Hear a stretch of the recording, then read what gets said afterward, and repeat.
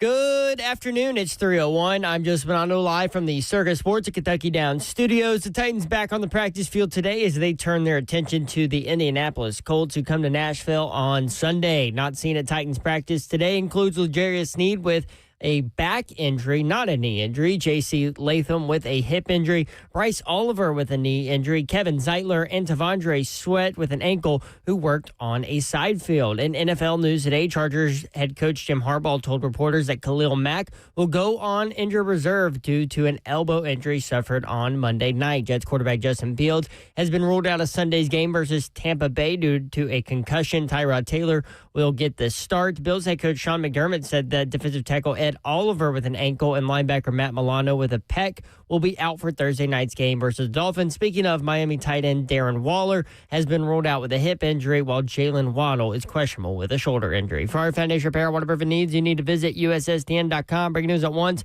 on your home for the Titans and Balls. This is 104.5 The Zone.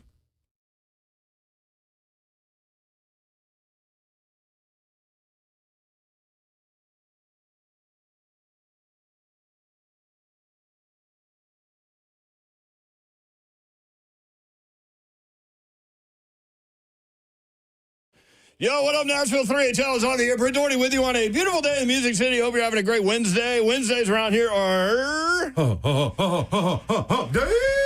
Yes, indeed. There is Ronald Sylvester Slay right I'm there. in the building.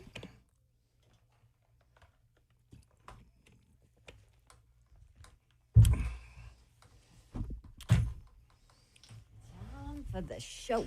Beefman Taylor on YouTube. Slay Mania. What's good, cuz? Yeah. What's good? But Sean, what's good, Slay, with his little Georgia logo? That's Tony. all right. Hello, beautiful people. Tighten up. You can watch the show live, YouTube, Facebook Live, Twitter, and Twitch. Twitch, please. You can communicate with other members of the 3HL family there on our little F&M bank chat. It is open. Todd Davenport is here. Hi. Hello, Babsy. Happy Wednesday, people. Got to see Hadley this morning. We did. Man, I sound like Yoda there. Yeah. Not this morning. Yeah, I was going to say this afternoon. This afternoon, yeah. Yeah, it was an early release day for school, you know. Got released to Mama and then Daddy. Because there ain't nowhere else to release her to. Not helping out all these working parents around here with early release days. You know, because school's tough, man. I know you've got a kindergartner now. This is not a new thing. I know it's not. It's new to you, though. I mean, then we wonder why our kids are soft. Oh, wow. I mean, you've been working really hard. Let's release early. They never did that for us back in the day. Fall break, we didn't have that either. No, we never had fall break. What is that? What is that? You know what it is? A pain for working parents. Just trying to figure out what you're going to do. Executive producer of 3HL is Zeph. What's up? Hi, Zeph. What up, Zephyr? You know what else was funny? So I'm working NC State at Duke. So NC State yesterday, all across campus, they had a wellness day where no classes. It's just a wellness day. Just randomly throw in wellness days. Interesting. I remember. Am I just like, No, so are they? am I a heartless hard ass or something? No, but I'm because like, we didn't get that. what? We never got that. Like, Listen. you didn't show up at class. Guess what? 0. Yeah. I was at the University of Tennessee, and we got 23 inches of snow overnight. We missed one day. Yeah, they ain't playing that. You close It's to funny. campus, you better get The there. city of Knoxville did not have plows, but the University of Tennessee did. So we had school. Nobody could get on campus to work, so nothing was open, really. Somehow the teachers and professors were there, though. It was amazing. They got the heads up. Yeah. I don't know. Anyway.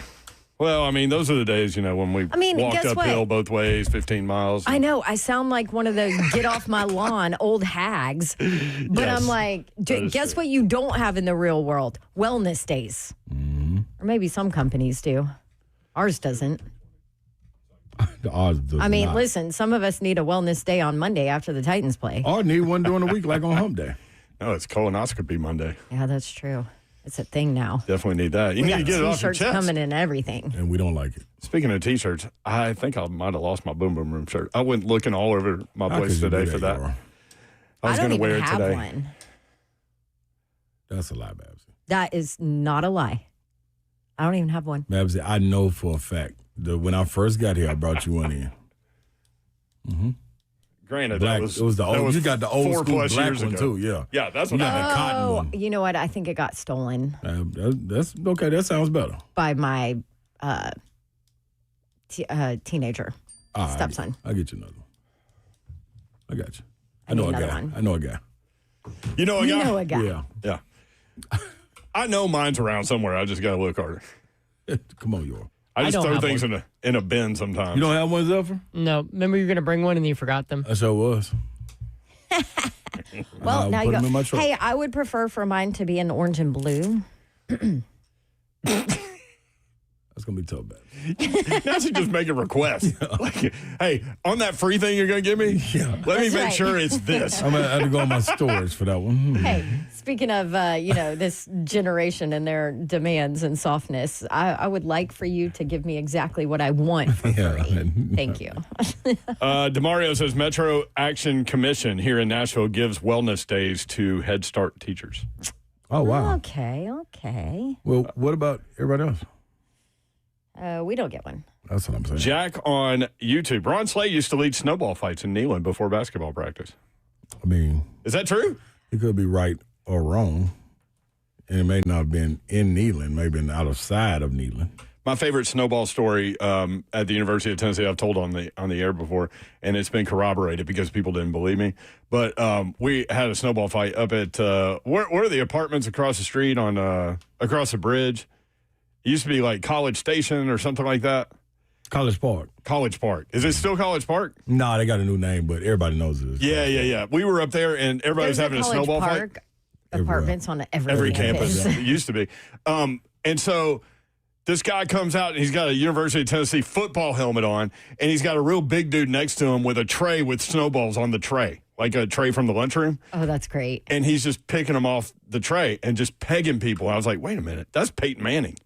Mm-hmm. And it was Peyton Manning. And Brad Lampley, who lives in Nashville. What up, Brad? Was holding the tray of snowball. Oh, that's so good. Imagine getting tagged by a Peyton Manning Dude, snowball. he's the rifleman. Yeah, He was pegging people. that's so good. He got called in on that one. I heard Really? Coach Fulmer wanted to talk with him about that. Like, Allegedly. And he said, what I was told that Coach Fulmer said was, number one, don't do that. Number two, at least you wore your helmet. Smart. Right? It's all about safety. That's right. We need you. Your best availability, Gotta or be your here. best ability is availability, Peyton. Gotta have you guys. Oh, man. Speaking of, Titans injury reports out. Oh, Get boy. it. Hit it. Your best ability is availability. Should I hold my breath on this one, or cross my fingers, or pull my rosemary beads out? Well, one of them's going to get you. I know that. A bunch of them are. A bunch of All them right, are. I'm going to start with the did not practices. Yeah. Because that's the painful ones. And keep in mind, a lot of like vets don't practice on Wednesdays. Correct. But then also the injuries that are listed for some of these guys, you're like, oh, okay.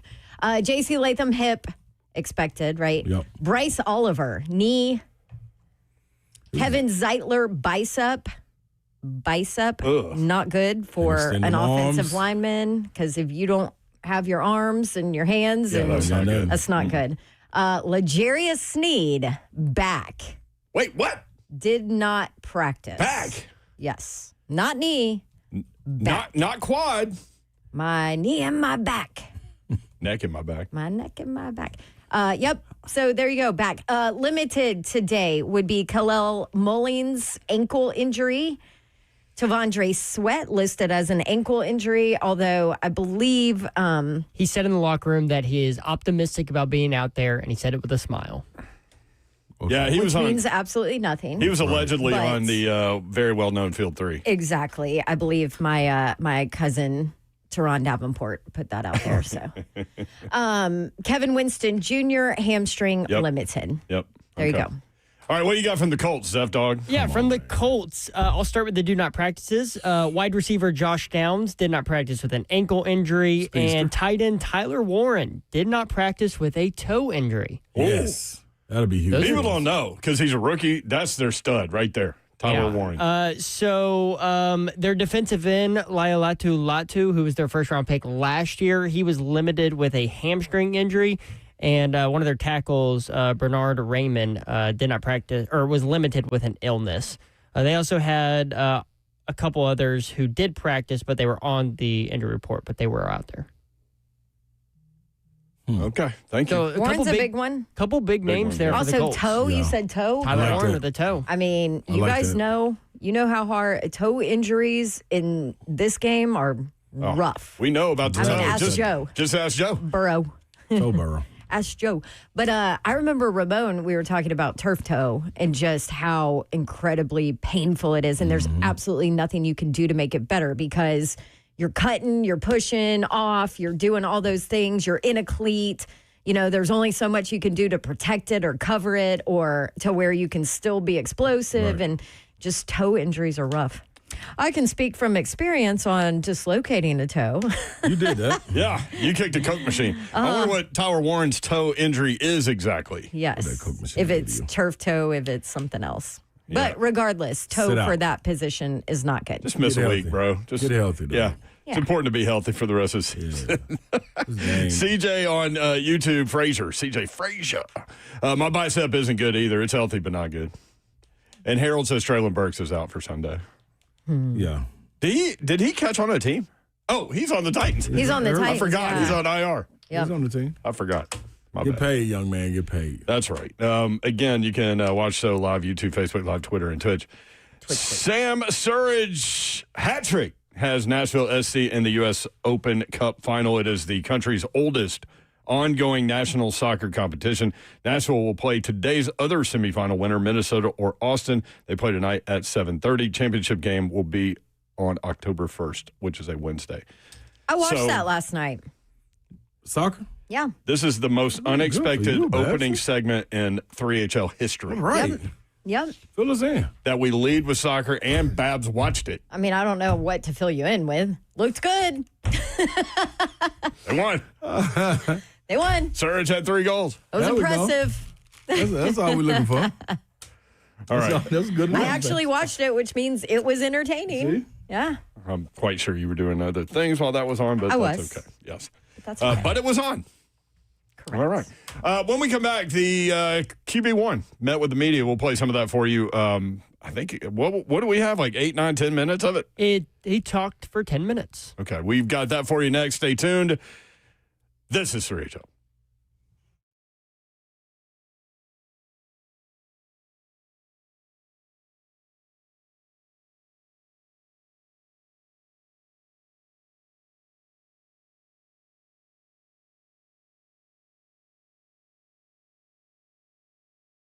Get in touch with the heating cooling company that can take care of all your HVAC needs. Who is that? Yes, that is Spring Hill Heating and Cooling. Kevin and the fam opened their doors back in 2011, and that's exactly what happened. They stayed open, and they are always coming through for you. A family-owned and operated company. Spring Hill Heating and Cooling does it all, whether it be second opinions, free, might I add. So you go out there and you ask a company, hey, man, what's going on with my HVAC unit? They give you something. You're not sure about that? Well, let's make sure you get confirmed on what's going on with your HVAC unit. Call Spring Hill and get exactly what you're looking for, a free second opinion. And if your unit just needs repairs, they also offer low monthly payments on those repairs. So don't sit there and sweat it out. The heat is still around, people. Don't be fooled thinking we falling in the fall and it's going to fall off.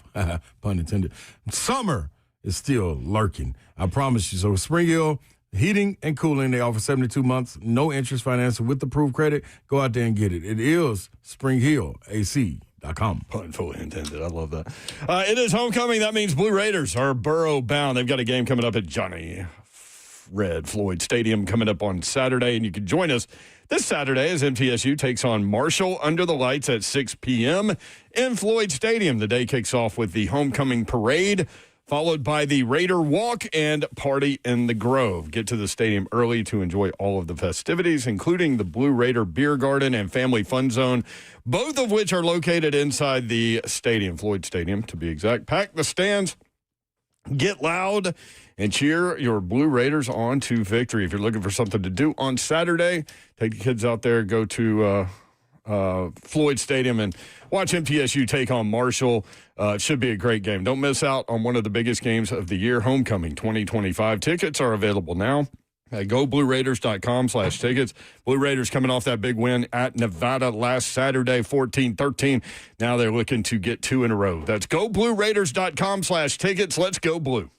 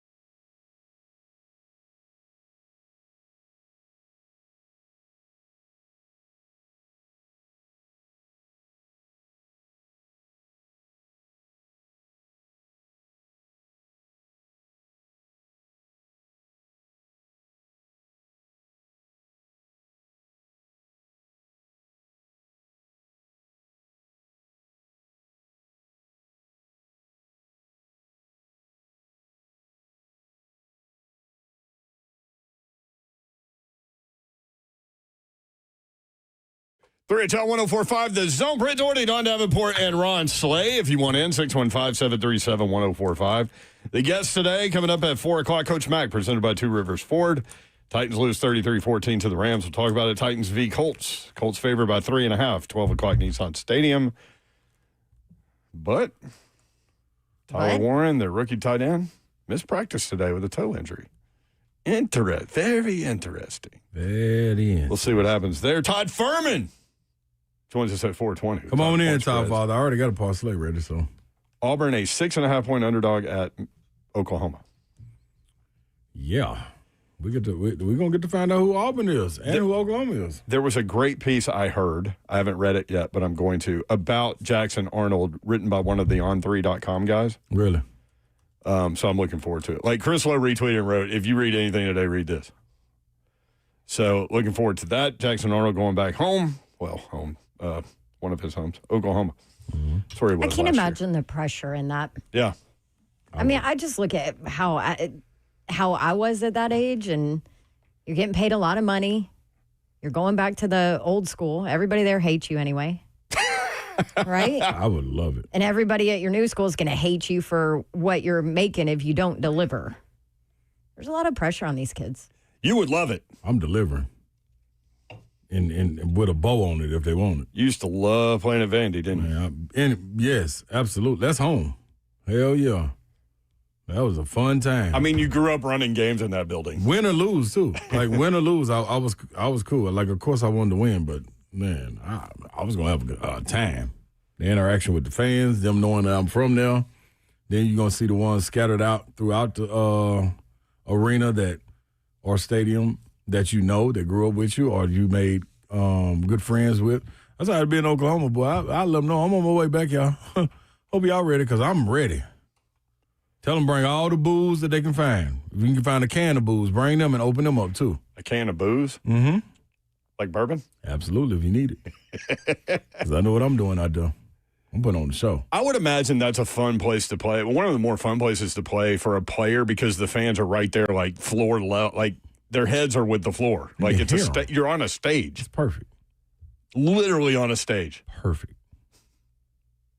That's all I need is a stage. Running down the sideline. All we need is a stage, God. Dustin, MTSU plus 14.5, also rival Marshall. No, it's 2.5. I don't know where that 14.5 came from. For who? MTSU is 2.5-point underdog against Marshall Saturday. They were 9.5-point underdogs against Nevada and won 14-13. But I don't know where the 14.5 came from. It's 2.5. Y'all want to hear from QB1? Yes, please. Here is an extended cut of what Cam Ward had to say to the media today. Check it. Cam, as you look back through the tape, the Rams game, what were some of the things you felt like you could do to maybe help the offensive line out when you were under duress? I would say just continue to get through progressions faster, especially backside. Moving on from my first read pre-snap, and then just giving my guys a chance, because we won, especially Ellick and Red, they won a lot of the backside routes that I didn't get to, where I had to step up. Then just really getting better in the pocket, moving within the pocket, keeping a short stride, getting the ball out. I think they officially timed it on a touchdown pass that you had the ball for over 8 seconds. What did it feel like during that time? And, maybe when you look back at it, is it pretty hard to believe that you held on the ball for 8 seconds and still able to get a pass on? No. It's something I've done before in my career. I think the best thing about it is that just the receivers and the O-line, they continue to play outside of it. Especially receivers just running around the back of the end zone, finding space, and they give me the opportunity to throw it to Ellick. But that's something we practiced scrum drill, and it came to life in the game. That play, Cam, though, is that an example of you still being able to do what it is you want to do out there in the NFL the way you were in college? I think so. I think the biggest difference from college and NFL is just the rush in the pocket. Whether it's from the D tackles or the defensive end, it gets there faster in college. But at the end of the day, you can make the same amount of plays. What do you feel like the team has made the biggest strides from week 1 to week 2, and maybe what are some areas that got to go to another level for you guys to start scoring more and winning games? I think attention to detail, getting in and out of huddle as fast, and I also think just the overall urgency has to continue to go up each week. And then just emphasize scoring the football, not settling for field goals, and then just continue playing together. What's the biggest thing that needs to change for you guys to finish strong in the second half and in the fourth quarter? I just think we got to continue to play hard. At times, whether it's a low first or in the end of the game, whatever quarter it is, there could be a low there, but we just got to continue to fight through it. And that's something that, a coach can't coach you. You got to come within the locker room. We just got to continue to get better. What are some of the things that stand out to you when you look at the Colts defense? I think they play real hard, especially their defensive front. I think their DB core is solid. I think they know how to play well together. I just think overall defensively, their DC, he's going to put those guys in good situations. So, we got to end up making plays on the perimeter, making plays in the run game, and, continue to stay on schedule. Callahan had mentioned that green light that you have, if Ellick is out there one-on-one, safety shaded over, et cetera. Like, how much do you like being able to have control of orchestrating a big play like that? I like it a lot because it simplifies the game. At the end of the day, you can always take a one-on-one matchup. It's just really your guy versus their guy, and our guy got to win at the end of the day. So me and him going to continue to connect on plays like that. He reps those plays every day in practice. He knows what releases he loves doing. So, he makes my job easier. Knowing how much you do like to get vertical like that, there were a few times the lock may have been open underneath and things like that. Like, is it tough to come off that vertical desire and go to some of those checkdowns sometimes? No, it's not tough coming off of it. I think it's just more realizing faster, whether it's the coverage or whether if the DB's playing so over the top of the receiver, you got to get through it faster. And so I just think just over time, the more we rep a play, the more install we have on the plays, just continue to get better for me. I know there are throwaways and drops that factor in, but when you see a completion percentage just a touch north of 50, does that concern you? And are you conscious of that number at all? You have a target or anything like that? No, I really don't care about completion percentage. I want to score touchdowns. I want to win football games. We 0-2. And so, we just got to continue to stick to the process. We have to get a win this week in the divisional game. That matters a lot. Just try to, get the foot rolling. Cam, how would you say you are embracing the divisional opener just in general, but also with it being against the Colts who are playing so well? I embrace it a lot. The team embraces it. We know every divisional game, that's when best football has to be played, both sides of the ball. So we know the stakes of this game. But at the end of the day, we just got to continue to play good football for 4 quarters. We can't, just play for good for 3 quarters. We got to continue to play the whole game. How much did you know, Cam, about Alex's style of play way back when he was drafted, with you? How much did you know about that? And what have you learned about it since? What have you learned about his style? I knew a lot of him, especially him being in Pac-12 at Stanford. I got a chance to play against him a couple times. But he's always been a physical receiver who's good at 50-50 balls, who can win off press man with his releases. I think he doesn't give enough credit for how fast he is and how supposed to be is. So it's good that we were able to steal him. He's going to continue to make plays for us. But he for sure makes my job easier. Brian brought up how comfortable you are getting feedback and receiving feedback from the coaching staff as you kind of figure out what works and what doesn't. How valuable have the games been to kind of determining that as far as the playbook versus what you guys may have seen out here in practice? It's been easier, especially with Callie giving me that authority, whether I like a play or I don't like a play, where I want to cut it throughout the week or if I want to leave it. But I think the best thing about it that, he's allowing me to, every game, just get more free and more free. He's opening up for me. He's making me see it from not only my point of view, but the whole perspective point of view, especially the play caller's point of view, his point of view. They also just continue to, put the ball in space, let my guys make plays. What's the biggest key for you guys to extend drives this week, get into the end zone more than you have, and how can you influence the offense? I would say where we're not the best at right now is probably once we hit midfield. It could be a load there. Or before we get to the red zone. I think that's the more we got to emphasize, bringing our best ball, bringing more urgency right there.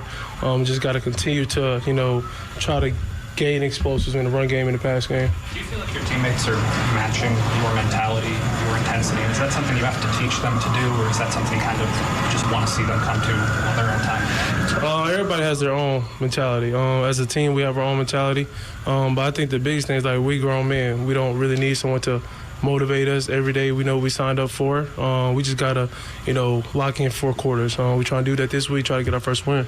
Brian said that, your eyes usually are always downfield, even as you're moving in the pocket to try and create a play down the field. Do you feel like, though, that with this offense kind of struggling, maybe you're going to have to take off and use your legs a little bit more, maybe just to move the chains and give the team a spark?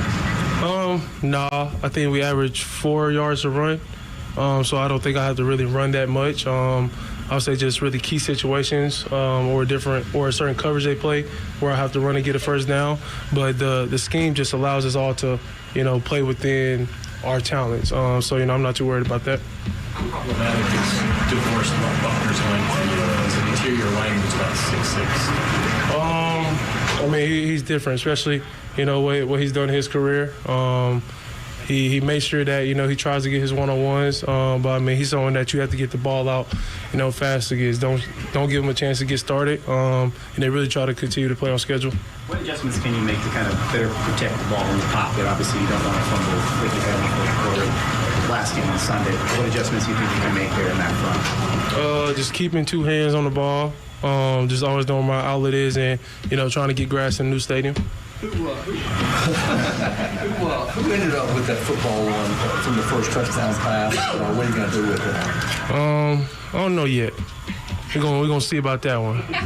Me and Elliot still got to talk. Still talking about it? Okay. He seemed like he was deferring to you, but me and him still got to talk about it. I'm trying to get him a second one this week. Callahan said he wanted to see more continuity up front. How have you kind of adjusted to what seems to be a little bit of plug and play, especially on that right side? I think it's really my job helping them, especially with just the knowing why Coach Callahan's calling this certain play, and then also understanding the protection standpoint of it, and then just giving my guys a chance to make a play, getting it out fast, and just helping them out. Especially last week, I took a couple bad sacks when the ball should have been out, but that's just something that I'm learning every day, playing with new guys, especially like you said when you rotate offensive linemen, then just helping those guys out. Have you mentioned the congrats to anyone in particular on it, or is that just some kind of a joke? No, I ain't mentioning yet. It'll get mentioned eventually.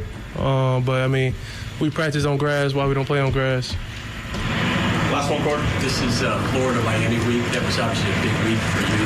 You only got to play it one time, but your feelings on that memory and that rivalry? That rivalry was, especially when I was there, it was way better than the Florida State rivalry. Florida rivalry was way better than that one. But I think you know what Miami doing this year, especially offensively. Them boys, they still making plays out there. Carson have a hell of a year right now. And then defensively, them boys flying around, they're playing together.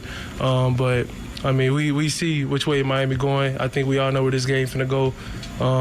They got to come to Hard Rock, so it ain't easy to win over there at Hard Rock. There you go, Cam Ward talking with the media today. Scramble drill. So what was interesting to me about that is typically in a scramble drill, talking about the touchdown where Iomanna ran the other way, opposite of the quarterback, because the quarterback told him to go there. But usually in a scramble drill, don't the receivers run toward the quarterback? Because they definitely do not teach you to throw against your body. Right. But if you watch the play, you can see Cam motion for him to go that way, which I thought was interesting, and just two really good players making a play. Yeah, I mean, that goes against the grain a little bit. Yeah, I just think that is backyard freestyle football. Like, you run to the open spot. Everybody was over to the right. So, I mean, like, get away. The cornerbacks, the safeties, everybody was over there. And if everybody's coming back to it, if I'm a DB, I'm thinking my guy's going to run toward him, and maybe I lose a step there. Yeah, I would think run to the open spot. Yeah. You know what I mean? Okay. Just if he's flooding that way, yeah, I'm coming back to him. But Alec was on the back, kind of the back side of it, you know what I'm saying? So, I mean, he really didn't have nowhere to go except the opposite way. So, that was a hell of a play. I mean, some things you just ain't no need to explain them or anything. That was just It makes you feel good that they are on the same page. Yeah. That they can figure it out together. They pay attention. Iomanna, right? You've been calling this, Babs. Iomanna's going to be a player. Mm-hmm. You can see it. Future looks bright. Yeah. Now, right now. So what does he need to do to get better, he was asked. He said attention to detail, not settling for field goals, sense of urgency, getting in and out of the huddle quicker. Yeah. I also but is thought part of that on play calling? Without question. Like, there's talk that get it to him faster? That the plays were getting in slowly against Denver. I haven't heard that again, and I watched the game one time, the Denver game. I mean the Rams game, so I didn't really notice it in that one, but maybe. I thought another good thing though that he said, as far as getting better, is what Babs was alluding to last week. Him holding on to the ball, him saying, "I got to get the ball out quicker." Mm-hmm. You know what I mean? Like that's so. First of all, I think Cam is in a hell of a position as far as being the number one overall pick. He had a franchise that needed a quarterback, was dying to have one, and you step in and they're bad. So it's only... Which is going to be regardless. Regardless, yeah. So I just think it's great that he gets a mulligan in a sense. Because, I mean, we're not expecting him to win. It's a great learning opportunity. I heard somebody make a good point. Like, unload, turn him loose. Let him throw it down the field. Let him make mistakes. Let him throw interceptions to learn from them. The only part to that, the detriment is, who's going to stick around for it? Right.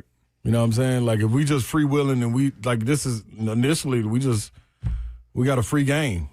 We going to, what does Quandre think about this? What does Big Jeff think about this? What does Amani think about this? Snead when healthy. You know what I'm saying? Well, they do need to figure out a way to score touchdowns. I mean, they've got one touchdown in 2 games. And it was on a backyard brawl play that wasn't even called. Exactly. Or what if we play call it to where you dink and dunk and you don't put yourself in 3rd and 7 and longer? That's been the story. You put yourself in a better position. Now, you guys tell me what you think about the tight end position right now. Because I went back and watched a little bit, specifically to watch that. Like, your offensive line struggles, right? You got to rely on your tight ends to help out a little bit there. Are they?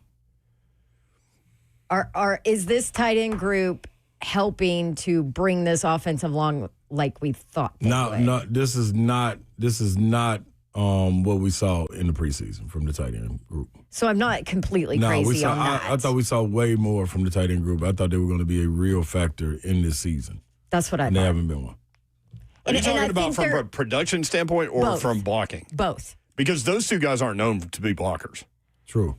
No, but you kind of need them to step up a little help from that standpoint too. I mean, the blocker is, and I get it. Like, you're talking about a rookie and Gunner, David Martin Robinson, but when you know he's in the game, you know what he's doing. That's the problem. Yeah. So if Gunner can give you anything in the blocking game, to your point, I mean, it doesn't take a lot to chip, because that's not a legit block. You're just getting in his way and making him take an extra step or 2. Yeah. Which is important. Taylor H in the chat, tight ends can't block apparently. Yeah, I mean it's a big part of the game at this level. That's where the position is going, though. Yep.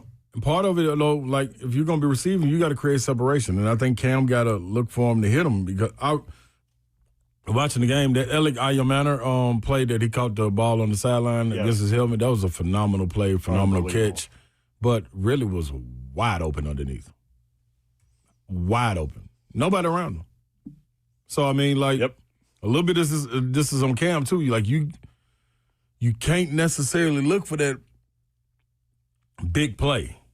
That 10-yard catch and turn it into 15 is just as good as that acrobatic catch against the helmet. Like, it's all good because it happened, but somebody was open. That was such a good catch. That catch is probably made 1 out of 10 times. The throw to Ridley is 10 for 10. That's all. That's all I'm saying. Exactly. I think that's a great point. I forgot about that play. Mm-hmm. Wide open. I mean, wide. He had to fit that one in the window. He had to place that ball perfectly for Ayomana. And he did. But do we want 3 for 10 or 7 for 10? Yes. So, right. Chig and Gunner combined for 6 catches, 44 yards against the Rams. Tony Pollard, 4.6 yards per carry. But you fall behind and you have to go away from it. Right. So it's nothing. Right. From Jim Wyatt, negated. Titans quarterback Cam Ward is the only quarterback drafted number 1 overall ever to not throw an interception in either of his first 2 starts. That's good. That is good. I mean, that's good. But we losing. Yeah, I know, but we gotta talk about stuff for 3 hours. No, absolutely. I'm saying though, like, golly. Oh, that's well and good, but yeah, I get you. Well, I have more little nuggets like that. I'm gladly accepting them too. 3HL 615-737-1045. What you got, Babs? Oh, nothing. I was gonna say, and we can hit on it the next break. Do you not like Cam Ward more and more every time you hear him talk? He's done nothing to turn me accountability, taking stuff on him that ain't on him. How about the He does answer it where every he's time. like, I don't need to try to lead these guys. Like, they're grown men. Right. These are grown-ass men. This is a job. Yeah. If they're not going to come and do their job, basically, they shouldn't be here. Yeah, well, and the whole, I don't care about completion percentage. I don't care. I'm going to win. I don't care. I care about winning, you know? Like, don't ask me a stupid question because I just want to win. Yes. We just need touchdowns. That's the answer. Yeah. Hear from the head coach, Brian Callahan, when we come back. If you want in, 615-737-1045.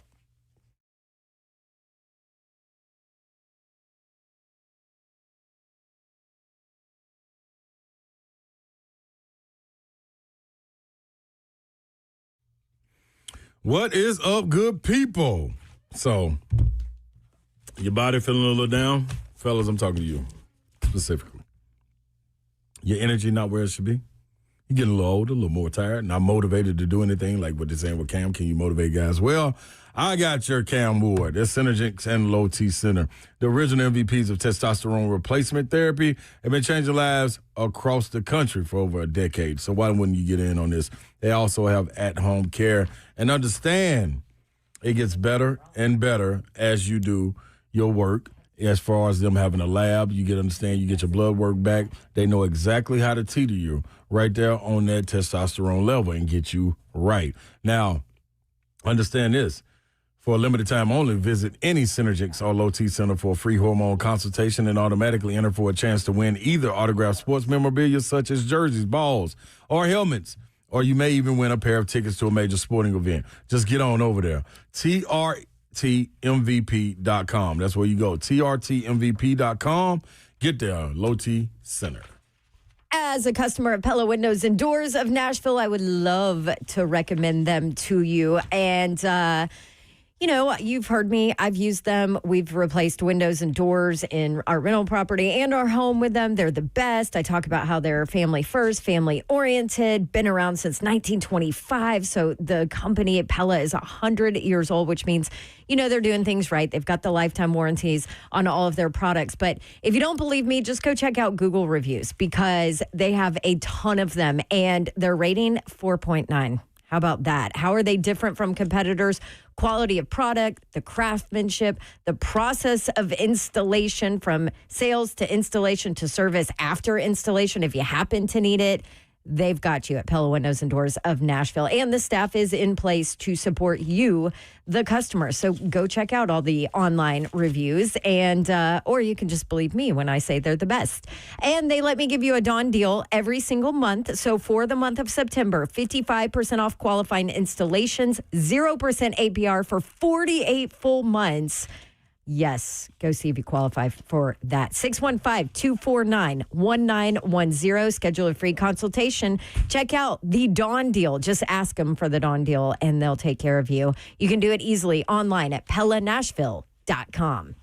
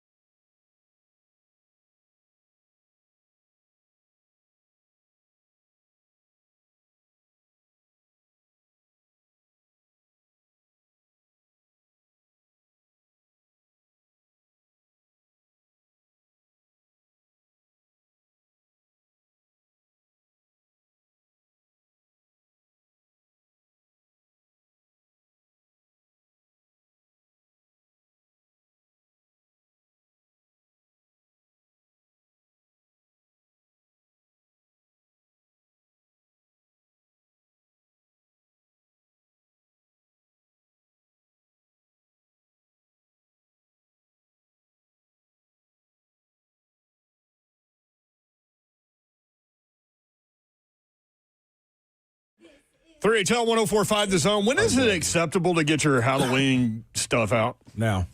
Now? My neighbor's already starting. Yep. Yep. Slay, you love Halloween. Don't you? I love. Your wife loves it. There you go. Okay. I love Halloween by way of her. Yeah. Yep. He loves it because he has to. Your costumes are always out of control creative. That is also Chris. All day long. This is correct, Babs. Has nothing to do with I mean, they So I'm free to get my stuff out now? Yeah, Hell you're free. Yeah. Okay, good. A couple years ago, they straight reenacted in the middle of the neighborhood street Michael Jackson Thriller. So did. Lil Ron, as Michael Jackson, right? Mm-hmm. I was forced and it was dead Yep. on. The zombie scene, the dancing, It was and so everything. good. Yeah, it was crazy. Yeah, they're health. got See, a I'm lot not a going on Halloween now. family. I ain't got time for it. I can't put stuff up. I ordered a glitter pumpkin that says our family name to put on the front porch, and that's it. That's all you That's get. as is a good, that's glitter as good as I pumpkin? get. Yep. Oh, A little blingy glitter pumpkin. Here you go. Happy Halloween. that's what it would be for me if it was up to me. Mm-hmm. But it's not. Now, Christmas, watch out. Oh, yeah. I mean, Christmas stuff goes up the day after Halloween, November 1st. You put the Halloween stuff up, you get the Christmas stuff out. And Just my like that. husband fights me Transition. every time. When does it come down is the question. Well, that's a floating target. That depends on the football season. Yeah. Ours don't come. We've had ours up. We still got our lights up on our house. Oh, well, now you don't have to take them down. That's How about brilliant. that? The best part about COVID was they hanging off and everything. It look crazy. like you could tell. Yeah, we just They're still up there. It's cool. We'll plug them in. They'll be ready to roll. Hey, go ahead and plug them in now. Yeah. Man, that might be pushing it. The best part about COVID was a lot of people left their Christmas lights up, like all the time. Do you remember that? It was all over Nashville. Like people would leave their Christmas light. It's like May, and the Christmas lights are still up. And plug them in. Yeah, I loved them. You liked it? Yeah, that was the best part of COVID. Christmas lights, man. Right? Yeah, I mean, not a vaccine. You had to be locked away in your house. Got you. Might as well see pretty lights when you look out the window. Yeah, just feel Gotta have something. that calming, soulful Christmas vibe. Year round. Year round. It's May 15th. Yeah. It's like 92 degrees outside. 94 because of the lights. Zeph, Zaire Franklin, incredible linebacker for the Colts. He had something to say about Cam Ward and Alec Iomanner's really cool touchdown pass. I mean, I hope he throws that play again. Like, it wasn't a good throw. But, I mean, he's a talented player. So, you know, like I said, he can make all those throws. His arm angle, obviously, is exceptional. He's got a zip in the ball. Like I said, he's the number 1 overall pick for a reason. I was a fan of him when he was in college.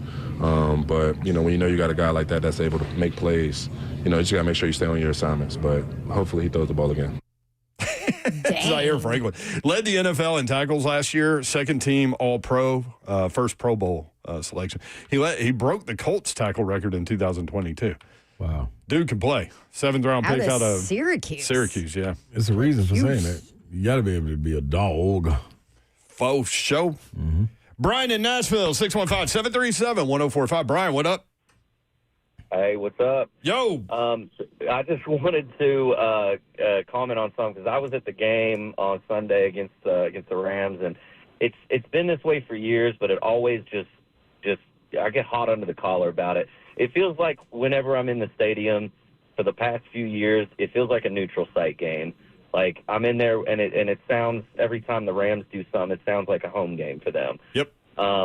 I got to thinking about it, and I'm sitting here going, well, the Predators had something similar about 10 years ago, and then they completely changed the in-game experience for the fans. Yep. They got fans more involved. They did a lot of things that made it really fun to go to the game. They also geofenced their tickets, which you can do easier at 17,000 capacity as opposed to 60, whatever. But yeah, I get what you're saying for sure. And, you know, there are just – thank you for the call, Brian, and I understand the frustration in that. I mean, we were doing the pregame show, and we saw all these Rams fans walking around and making a bunch of noise. And that's the way that it is in Nashville. We're one of those destination cities where when the schedule comes out, it's It's Vegas, it's Los Angeles, it's here. And it's not an excuse, but it is true. Like, so these road fans are like, looking, which road game are we going to? That's an easy one. I'm going to Nashville. You can stay downtown. You don't need a car. You go to all the bars. You walk across the bridge to the stadium. Nashville's the bumpin' most awesome town ever. You know, why wouldn't you come to a game here? Now, you start totally winning, fine. that's when fans stop unloading tickets. Mm-hmm. That's one thing. That's the problem. It's been year after year of dismal, and that's going to affect a crowd. It does. There's nothing you can do about it until you start winning again. And that's the other thing with the Preds. They started winning a lot, and then they went on Stanley Cup runs, and then the streets were filled. But guess what they were doing when that place was jumping? Winning. Yeah. It's not jumping now. Now, he's talking about in-game stuff that they could do better, which is always a conversation. Which is fair. Yeah. I mean, I don't need the trumpet thing. I don't know what that is. What's the trumpet thing? I mean, you barely see it because it's after they score, but they play Ring of Fire, and then they have like 3 trumpet guys playing the trumpets. Yeah. At least they were in the preseason. In the preseason game, they were doing that, and we were all kind of like, what in the world is that? Well, I know winning affected the tailgate. Shout out to the tailgate, y'all. It's dead. It's not there. Oh. That was a good time. That was a good time. You and C-Wiz, man. Yeah, we both sad about that. See, you seem sad. You just got really sullen when you brought that up. C-Wiz called me on Saturday night and said, you know what you don't have to do? Just get on the road because we ain't got no tailgate to do. Like, dang, we don't. You know what, man? I walked across the pedestrian bridge and I looked over there at the bridge building. You feel me? Mm-hmm, and I was like, damn, that should be jumping. People start pulling up on boats and everything. Come on, Titans, man. That would be awesome. Dude, they was pulling up on boats, taxi boats and everything. People stopped coming in cars. Those taxi boats are cool. That was a cool idea. I mentioned that you were going to hear from Brian Callahan, so let's do that. Brian Callahan talking about the challenges that the Colts bring at 2-0. Colts, really playing good football right now. I think offensively, I don't think they've punted. They've been really, really good moving the ball. I think Jonathan Taylor's playing really good. Their offensive line is strong. Their group of skill players is dynamic. They've had quite a few explosive plays. They do a nice job complementing all their different players in their different roles. I think Daniel Jones is doing exactly what they want him to do. He's playing really efficient. He's going to the right place with the ball. Good coaching staff over there. I think Shane and Jim Bob on offense do an excellent job.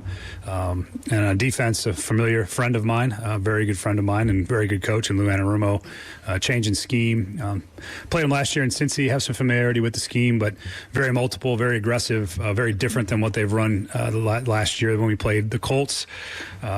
Those guys are doing a really nice job on defense, taking the ball away. I think they're second in the league maybe in takeaways.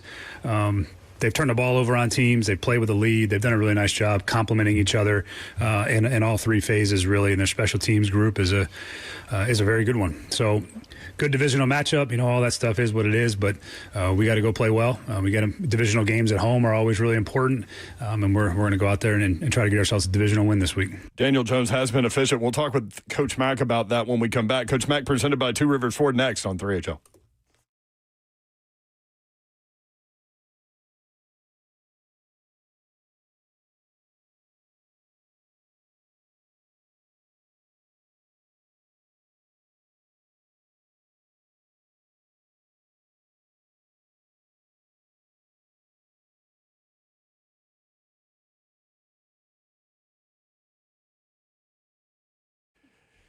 United Structural Systems is a foundation repair and waterproofing company that has served the Middle Tennessee area since 1994. If you have foundation repair or waterproofing questions, reach out. USSTN.com is the website. That's USSTN.com. Or give them a call, 615-488-7855.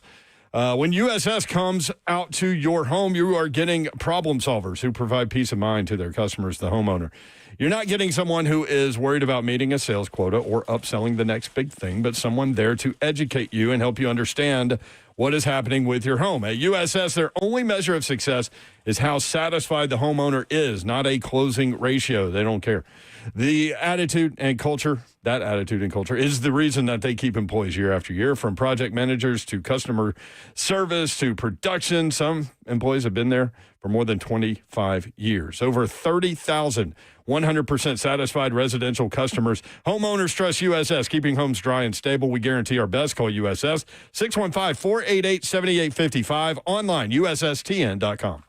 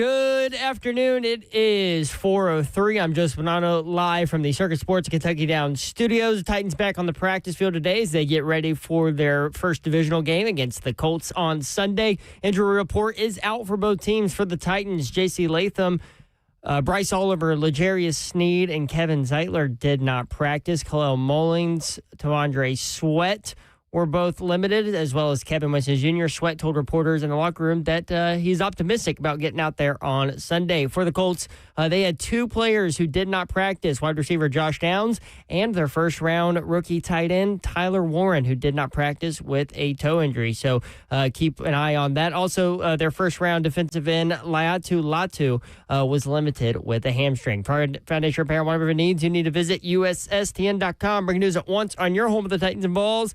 This is 104.5 The Zone.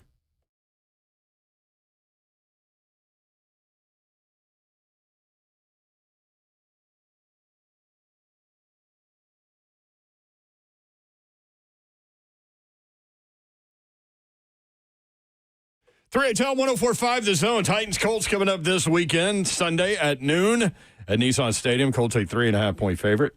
Titans trying to get that first win. Colts are 2-0. Boy, they got lucky on the last one.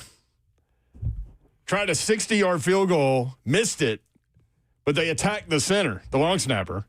Can't do that. 15 yards, get to try another one, 45 yards out, and then they win the game. Titans lost like that, what was it, a year ago or maybe 2 years ago? And I think it was Big Jeff that hit the long snapper. Ooh. Mm-hmm. I can't remember what game it was. But I can't either. I know it happened because I'm always there. Coach Mack joins us from, thanks to our good friends at Two Rivers Ford. Coach Mack, what's up? How are you? Hey, guys. Good seeing you the other night before Mac talked. I enjoyed just haven't seen you guys in a while. What's up? Oh, nothing. Just a little divisional game coming up this weekend. How different are divisional games compared with the other games? Well, I mean, you play them twice a year. Right. And they really count. And that's, I mean, you understand that when you go into it. The way the National Football League is set up, you understand that. I mean, it's extremely important because if you do have aspirations to try to get into the tournament, the quickest way is to be able to win your division. And to do that, you've got to do well in those two games that you play each opponent that's in your division. So, I mean, that you can start there and then works up from there. There's really no advantage, right? I mean, because like both staffs have seen the other staff and all those things. There are obviously movable pieces that occur during the offseason, but now both teams have played two games and things like that. But is it really the second time you play them where you've got to kind of self-scout yourself and make sure that you're giving them new things? The biggest thing about that is, and you bring up a good point, is when you play them, how spread out it is, whether you're playing a sandwich game with them, with a week in between. And a lot of it depends on how far the distance is between and the health of the team when you play them. That makes a huge difference. It really does, especially in these types of games. Huge difference. How much do you hate the Colts? Well, the Colts, when Peyton Manning was there, took some money out of my pocket, so I'm not real fond of them. I'll just say that.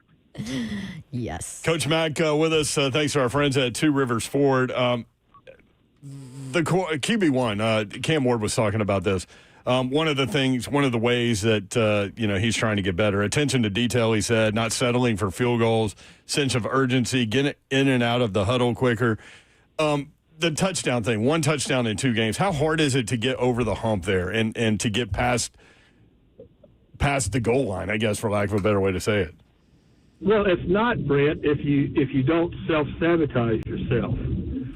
In these last 2 ball games, the biggest enemy of the Titans' offense has not been the defense; it's been themselves. Yeah. I mean, you can't have that many. Look, when I was calling defenses all those years in the league, if I could put somebody behind the chains without ever taking a snap, and I'm referring to the pre-snap penalties, where all of a sudden 1st and 10 becomes 1st and 15. That flips your mindset completely, and it also just tips the scales in favor of the defense. And you do that all the way through 3rd down, which they've had way too many 3rd and double digits. You give yourself no chance to progress.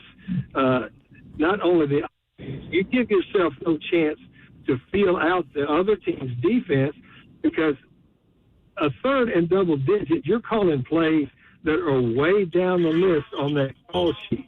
You have no chance to get into any rhythm when you're self-sabotaging yourself. So they've got to stop that to begin with. I mean, that first drive, we talked about it yesterday. It's got to be frustrating for everyone, players, coaches, everybody. When you get a positive play on 1st down and it's 2nd and 5, and then suddenly you get, and I still don't even know how you get a man downfield on a wide receiver screen pass, but I didn't think anybody had time to get 5 yards down the field on that play. But you get that, then you get the false start, and then suddenly it's 2nd and 15. To your point, as a defensive coach, you're like licking your chops. Well, yeah, I mean that's and you really haven't done any work on defense to create that situation. Normally, you're working really hard to put teams behind the chains, and so they've got to stop that. They know that. I'm not saying anything that's a big revelation, but when you just look at the progress of these last 2 games, in those instances, you've always heard me talk about. And all of you watched enough ball to know that there's moments in time when you either take advantage of the moment or the moment takes advantage of you. And they have not taken advantage of the moment because they've won the field position metrics in both of these games because they've created turnovers, and they've also done a really good job on special teams at flipping the field. They've really done a good job of that. But you can't continue to put yourself back with those penalties that happen pre-snap. Coach Mack with us. Thanks to our friends at Two Rivers Ford. Coach Mack, we brought up earlier the tight end group. How do you think that they have done so far from helping blocking wise and production wise? I'm disappointed. It's hard to get them involved if you don't have any rhythm to your offense. Yeah. It really is. I mean, how are you going to use a tight end on 3rd and 15?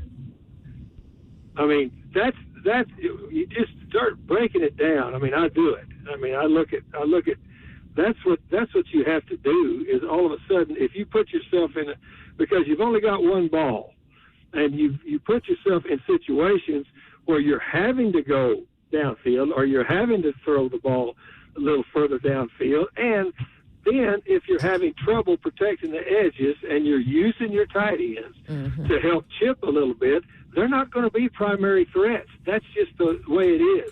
You're going to have to rob Peter to pay Paul when you're borrowing people to do that.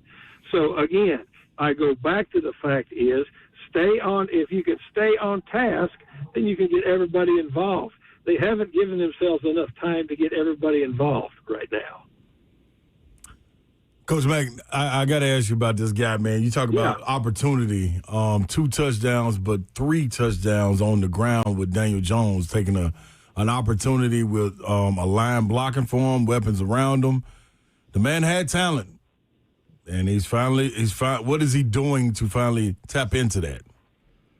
Well, look, he's a veteran quarterback that's time on task with quarterbacks. You guys know, I mean, you've watched enough ball in the National Football League. Quarterbacks are running cycles too. I mean, and what he has done. Have you checked their offensive stats through 2 weeks? Yeah, they haven't punted, Coach Mack. Well, that's an indication that they're doing pretty good on offense. To Slate's point, Daniel Jones is 71%. He scored 5 touchdowns. He's playing well. Well, yeah, he is. I mean, they're playing good. They're playing good ball. And the other thing that they're doing is that they are taking advantage of some things. And I heard you earlier on. You were right. I mean, the last ball game they're fortunate to win, but they put themselves in position to be fortunate to win. But this offense that they're running right now, I mean, the thing and plus that Tyler Warren has really helped them. Look at his numbers through 2 weeks. Crazy. I mean, we knew during the draft. I mean, you guys liked him. I liked him watching him, and when they drafted him, we all said that's going to be a problem twice a year, right there. And his numbers are, but they have the ability. Talk about getting tight ends involved. They've got the ability because look where their run game is. They stayed ahead of the chains in just about every series that they've had this season so far. Just go back and check it. Well, they do really creative things with Tyler Warren also, and for those that haven't heard, he did miss practice today with a toe injury, so we will monitor that situation. But come on, Big Toe. But Coach, they've been lining him up in the backfield. They've been chipping with him. They've had him inline tight end. They've had him lined up outside wide. They've done a number of things to get favorable matchups to get him the football. Well, look, the guy's 6'6", 265. I mean. Yeah. The last time I checked, there's not a defensive back that big. Yeah, so Coach Mack, presented by Two Rivers Ford. Thank you, Coach. Appreciate you. Guys, appreciate you guys. See you. Thanks, Mac Daddy. Every Wednesday at 4 o'clock. Thanks to our friends at Two Rivers Ford. When we come back, Todd Furman, we've got some games to get into. Auburn, Oklahoma, South Carolina, Missouri, Florida at Miami, Georgia State at Vanderbilt, number 20 Vanderbilt. Texas Tech, Utah, Illinois, Indiana. We got a lot. Colts, Titans, a lot to get to with Todd Furman next. 3HL.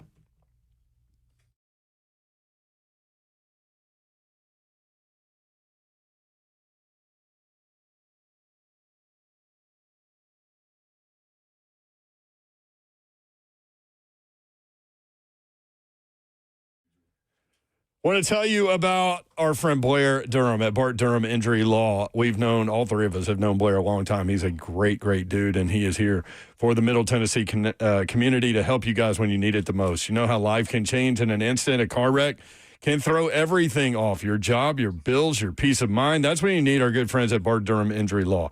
Here is the number. Go ahead and get it into your phone, 615-242-9000. That's 615-242-9000.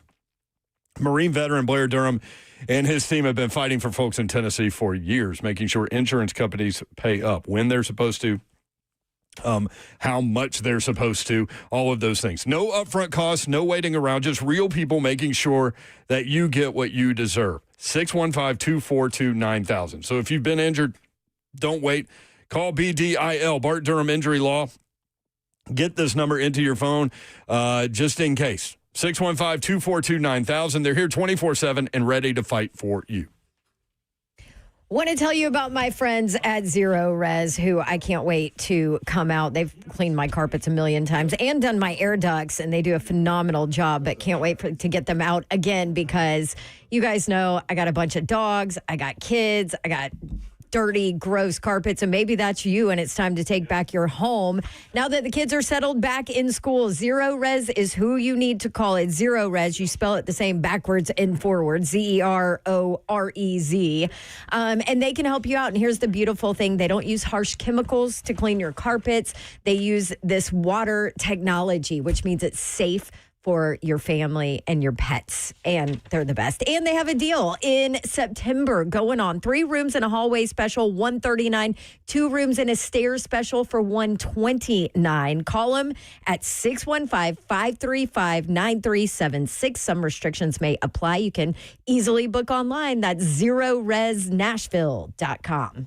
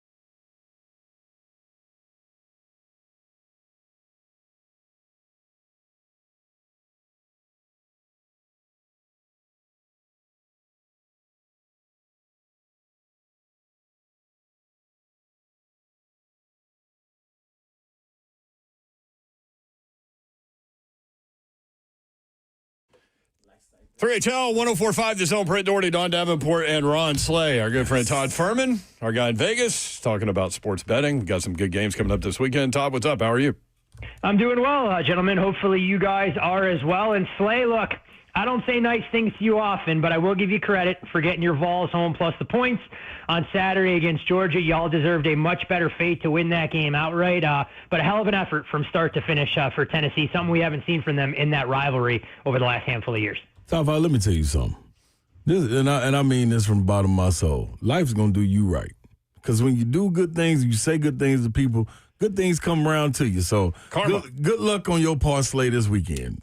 I appreciate that. And look, hey, I am an honest man in the way I choose to go about assessing these teams, both of the college and NFL variety, and came away very impressed with Joey Aguilar and the way he commanded the offense. Unfortunately, and I know this is rehashing probably a painful memory for UT fans, you just wish they were more aggressive to try and win that game late instead of settling for such a long field goal. That kid looked about as nervous as a 13-year-old going to his first co-ed mixer in the junior high school level. He really did, and he struck the football like he was nervous too. I mean, he didn't get through it, so that clearly was a thing. Coming out of that game, number one, it's a beautiful football game, and it was fascinating to watch. And you come away, I think, knowing a lot more about each team when they play this early in the season, and they play a game that tight end like that. Do you change your power ratings for either one of those teams based on that performance? Yeah, I did. I actually upgraded Tennessee after that performance, even in a loss. And I know that number was bet down, hovering 4.5. And I downgraded Georgia at the same time. So I know it's not a consolation. But I think when you look at the landscape of the SEC, there are no such thing as easy wins ahead. But Georgia defensively was extremely disappointing, given what we've grown accustomed to in the past. I have to give Gunnar Stockton a world of credit, but you give him another 100 chances to make that throw that he did on fourth down to the corner of the end zone, and that ball ricochets off most receivers' hands. And for Tennessee, on the flip side of things, just keep your foot to the gas pedal. Don't ease up and tighten up in these kind of spots, because there's going to be plenty of close games late, and they're not going to be in familiar surroundings, and Tennessee's got to find a way to win them. But I think the outlook is a lot better for Tennessee, for a team whose regular season win total was 8.5 coming into the year. And I'm not nearly as bullish on Georgia, given what I don't think they have on the defensive side of the ball. Before we get to games, where do you have Vanderbilt right now compared with where you had them when the season began? So this is going to be interesting because it's the SEC from top to bottom, and it's just wild for Big Ten fans. And, of course, that's a conference footprint that I grew up in. Vanderbilt, for me right now, is power rated 13th in the conference. The only three teams that I have power rated lower than Vanderbilt are South Carolina, Mississippi State, and Kentucky.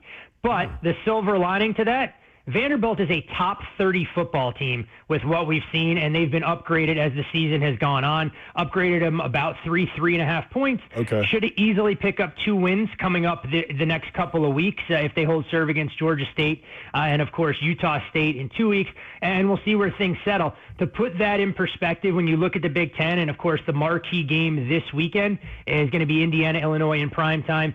Illinois right now, for me, is in that top half of the Big Ten Conference. They power rate 1 spot better than Vanderbilt. Okay, that's interesting. Oh, wow, yeah. That's really interesting. Well, let's start with that game. Number 9, Illinois.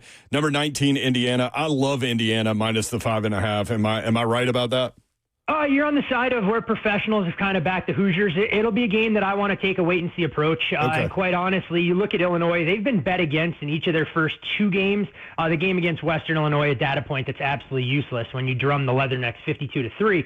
But we saw Duke take a ton of money in a game where Illinois was extremely fortunate with turnover luck, but 45-19 was indicative of how that game should go if you're going to end up on the right side of that turnover margin. And in a flat spot last week for Illinois, the defense did what you'd want them to do. Went out there, shut out a middle of the pack MAC team in Western Michigan.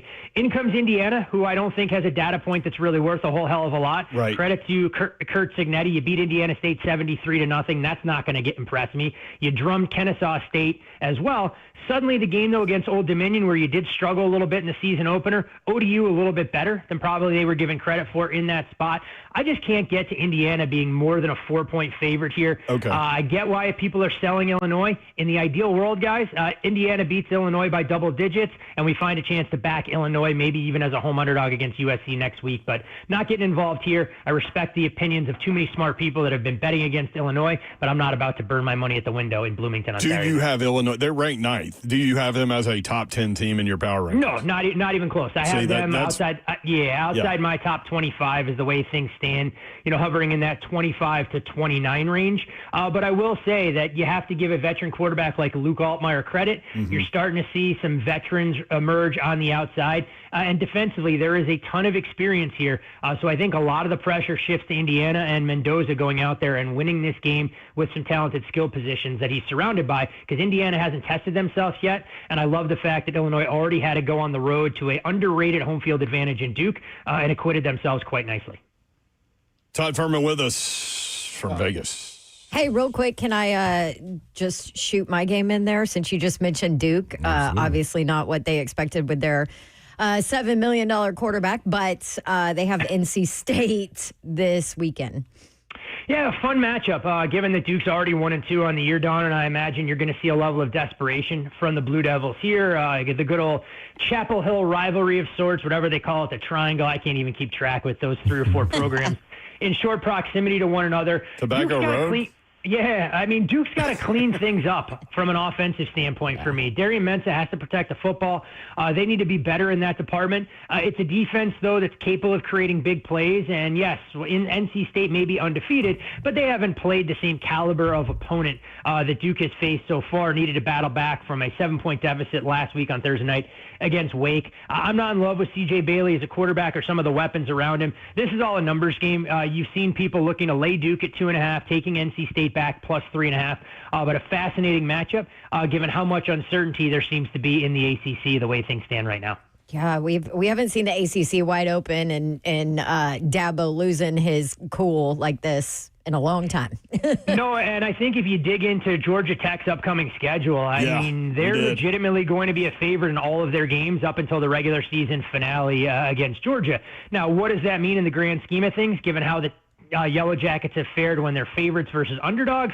Not a whole hell of a lot, but the path is there for Georgia Tech to get to the ACC title game. No Florida State, no Miami in front of them. They already took care of Clemson, so expectations are high if they can keep Haynes King healthy and upright. Todd Furman, our guy in Vegas. Todd, Father, you mentioned Miami. Let's go down there. Coral Gables and right there at Hard Rock. Can the Gators try and not throw 5 interceptions and make this a game against Miami? Look, if you tell me that Florida holds LSU defensively to what they did and the Tigers look like they were stuck in, mud for the better part of 4 quarters, Florida covers that game 85 to 90% of the time. And look, people were betting Florida like they knew that final score before the game kicked off. When we talked on Wednesday, LSU was kind of a 7.5 point favorite. Number went off as low as 4.5 Saturday night before kickoff down there in the Bayou. But DJ Lagway, apparently a little bit colorblind, might need to get to the eye doctor, so he throws the football to players wearing the right color jersey, because those 5 interceptions aren't going to cut it in a conference game. I really worry about where Florida is from a psyche standpoint here. If Miami gets off to a quick start, things can crater quickly for a Gators team. You guys know I was a little bit concerned about DJ coming into the year. Yep. He's done nothing to assuage any of those concerns and losses now to USF and LSU, where the offense has done absolutely nothing from a big play potential standpoint. And it was only a season ago where Miami made a statement in their season opener, drumming Florida 41-17. I don't think it'll get that ugly here, but I actually love what I've seen from this Miami team. Extremely buttoned up, and as long as Mario gets the hell out of the way, Miami has all the ingredients to be a national championship contender. Yeah. Florida hasn't beaten a ranked Miami team since 1982. Yeah, it's a very difficult spot, one that teams don't find themselves in often, but to go on the road in back-to-back weeks and play AP top 5 teams, it's been a long time since we've seen a team win one of those 2 games. Just takes such an emotional and physical toll. And while I like this Florida defense quite a bit, I don't love anything that I've seen from them offensively. Wonder how many questions around Lenore Sellers after they took that spanking up there. Can they get it back together and get to Missouri, who is like they found some, and the schedule is favorable to Missouri, so they got to take care of this, right? Yeah, look at Missouri and what they've been able to do, hitting the transfer portal, for the second year in a row and being completely rewarded with what they've been able to find in the backfield. I'm not going to say much about Bo Perbula. I think he's going to have to try and prove it to me as the season progresses, but you look at what they have gotten from the ground game right now. Ahmad Hardy, 57 carries this year for more than 460 yards, 5 touchdowns. I mean, this is a guy who's seen his numbers go from around 30-1 to win the Doak Walker to start the season, now to being the favorite in that particular category. It makes life significantly easier. South Carolina's win against Virginia Tech continues to look worse by the day. Yeah. And even if Lenora Sellers is upgraded here, I have some real concerns about this South Carolina team and what they're going to be able to accomplish this year. Look, I was a seller of the Gamecocks coming into the year, and I think right now you look at the resume that they're going to have to compile in front of them and some of their opponents, they may be lucky to get to 6-6 and be bowl eligible this year. Let's hit the Tennessee and Vandy games together since they're both big lines. Do you have any kind of take on UAB and Tennessee 39.5 and Georgia State Vanderbilt 27.5? No real strong feeling on the Vandy-Georgia State game. Of course, revenge from what got away from Vandy last year in Atlanta. Yeah. Thankfully for the Commodores, it didn't cost them bowl eligibility like we thought it could at the time. So I have to imagine they'll be focused here. Is Vandy a team against FBS opponents that I'm comfortable laying 4 touchdowns with? Absolutely not. But I'd love them to win comfortably here, and probably will make a case at this very time next week to back Utah State as a live underdog if we get a big enough number there. Tennessee, on the other hand, I mean, we've seen them bounce back after losing to Georgia in the past. This one a little bit more heartbreaking, so I think it all boils down to focus. I mean, if they want to be there, they can score 70 on UAB like they did against East Tennessee State. This UAB defense is about as bad as it gets in all of college football. And something weird is going on with UAB. They find a way to generate offense in the first half, but they can't seem to do anything in the second half. I mean, throwing up a goose egg last week against Akron is a little bit problematic, but I do think UAB's offense is good enough to put a few points on the board. So if Tennessee wants to be there, I think this game can go over the total, even though it's as high as 69.5, 70 throughout the market. Ooh. Arkansas at Memphis. Intriguing game here. Arkansas, a 7.5-point favorite at 3-0 Memphis. Silverfield, really good coach. What do you think? You wonder about Arkansas's focus. An in-state rivalry game a couple of weeks ago against Arkansas State. Yeah, it didn't look competitive, and it really wasn't. Follow it up last week and kind of get their guts ripped out in Oxford against an Ole Miss team playing with a backup quarterback. Missed a couple field goals and still had an opportunity to drive late for the win. Taylor Green has been phenomenal, and Coach Petrino deserves a world of credit, turning him into a little bit more of a finished product as a passer in the pocket. And I think he's going to have potentially the same trajectory in the NFL draft as like a Jalen Milroe, that if a team is willing to take on that level of athleticism, they'll have to be patient, getting him to play a pro style. But I like what I've seen there. Memphis, meanwhile, they've circled this game on the calendar. And the Liberty Bowl, it can be a difficult place for teams from Power 4 conferences to come play. There was a little bit of money that came in on the road favorite here. Took it up to 7.5, I think, on Monday. Immediately, you saw some buyback on Memphis, and Brendan Lewis has kind of taken the reins there.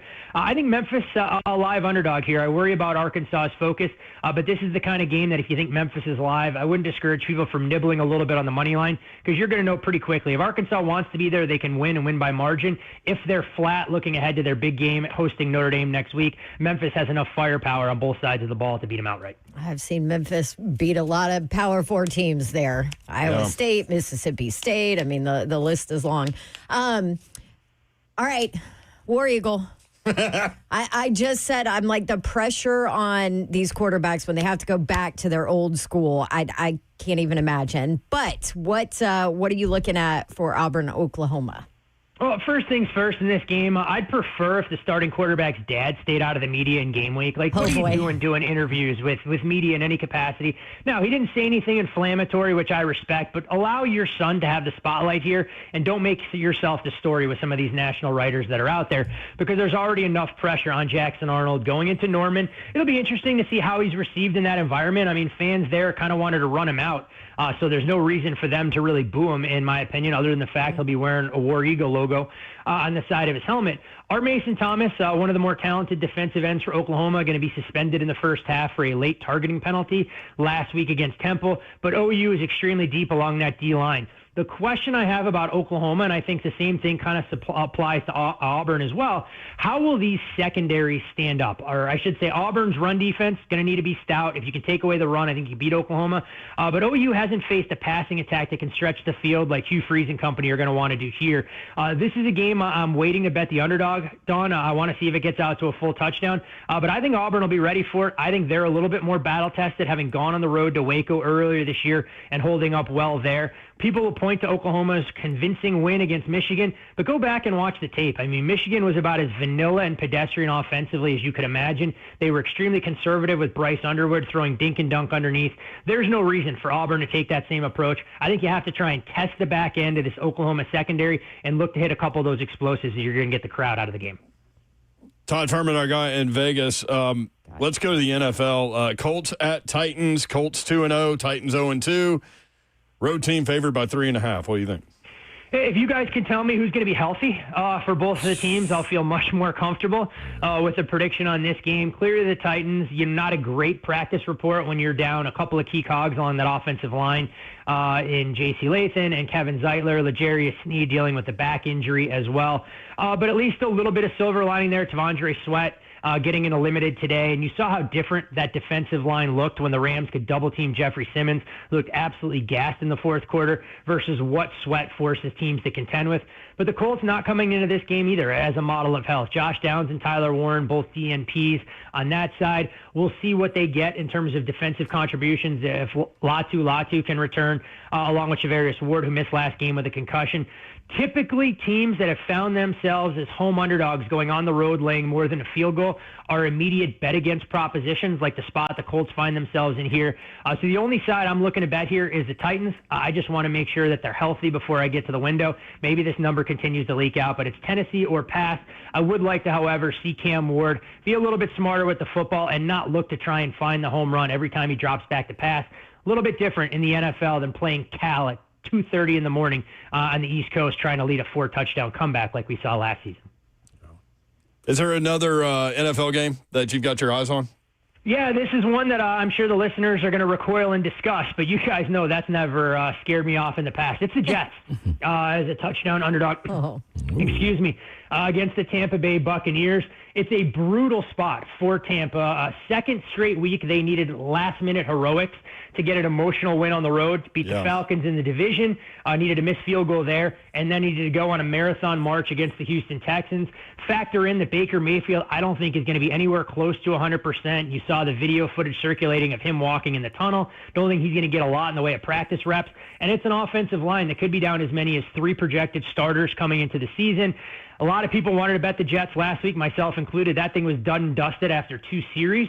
But the Jets, in my opinion, don't lose much at quarterback with Justin Fields with the concussion. They'll see Tyrod Taylor in there instead. And don't look now, but Tampa has a massive home game coming up on deck with the Philadelphia Eagles. So would it shock anybody if Tampa kind of saw this as a sandwich? They had a collective exhale, given how poorly the Jets performed last weekend. And the Jets are able to go in there with a much more complete defensive effort and have a chance to win this one, pulling one of the bigger upsets we've seen so far in the NFL season. Yeah, it's tough to put green on that green. Jets. Oh, there's no doubt about it. And when you look at how favorites have performed in the NFL, favorites of 3 points or more through the first 2 weeks this year, 14-1 straight up. A far cry from the chaos that we saw in the first couple weeks of last season where underdogs were biting, not just ATS, but from an outright standpoint. So I think we're due for one of those more, chaotic weeks or a couple of chaotic results, whether it comes this Sunday or next. It's coming one of these weeks. Do you find value in a college game that we didn't discuss, Todd? A couple of these games are interesting, waiting for some of these numbers to kind of come into range. One that I wasn't enamored with the injury report, but I think if you're able to grab a 3 with Arizona State on the road in Waco against Baylor, I think you give them the edge at head coach. I like their ability to run the football and shorten the game. I know they're not going to be the model of health. So that part is a little bit problematic. And we mentioned Georgia Tech a little bit earlier. This number came into range. Look, Tech has been phenomenal covering numbers as an underdog. It seems to be where they empty the tank and exceed odds makers' expectations. Not a team that I'm running to lay this kind of number with.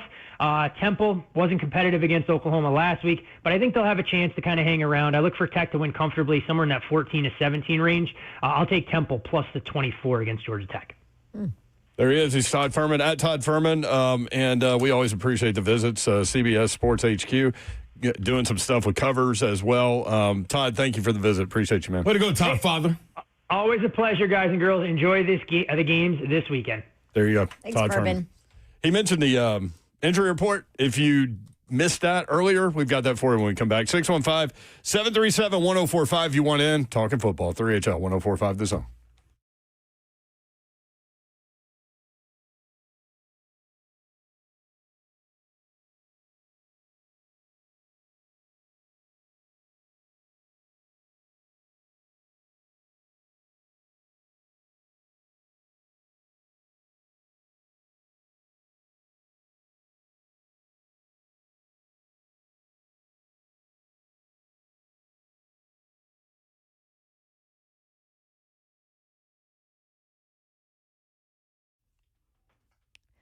Two Rivers Ford is asking for your help in collecting non-perishable food items to help out my favorite, Second Harvest Food Bank, and the Mount Juliet Help Center as they help to feed those who need it most in our community. And it's super easy for you to help. Next time you're at the grocery store, pick up a couple extra cans of food, maybe some protein bars, some dried beans or rice, soups, chili, boxes of cereal, canned tuna or chicken, anything that can be served and stored over the next few months. And then go see my friends at Two Rivers Ford at the dealership. Just walk on in, and there is a beautiful brand new F-150, by the way, sitting in the lobby, displayed right up front. You can't miss it. And there is an entire truck bed full of food. That is where you put it, and you have until the end of the month to do so. We got to kick it all off on Monday, live out there at Two Rivers Ford, which was awesome. So anytime between now and September 30th, help our communities in need. It's all a part of Ford Motor Company's Global Caring Month and the world's largest dealership food drive. And it's all happening at Two Rivers Ford, the South's most trusted Ford dealer. I want to tell you about Bart Durham Injury Law. Go ahead and get Blair Durham's number into your phone, 615-242-9000. That's 615-242-9000. Got an important message from our good friends at Bart Durham Injury Law. Some lawyers chase ambulances. It's true, they do that. They'll do anything to get your attention, but not Blair Durham and his team. If a lawyer calls you after a wreck, they're breaking the law. That's right. There are lawyers out there breaking the law. Marine veteran Blair and his team at Bart Durham Injury Law do not play those games. Blair's number, again, 615-242-9000. Get that number into your phone. That way, if something does happen, you know exactly what to do in the moment, and you can get the process started. 615-242-9000. When you make the call, they answer. They are local, trusted, and ready to fight for you. No gimmicks. Just a team that's on your side from the start. So if you or someone you love is ever in a wreck, remember Blair's number, 615-242-9000.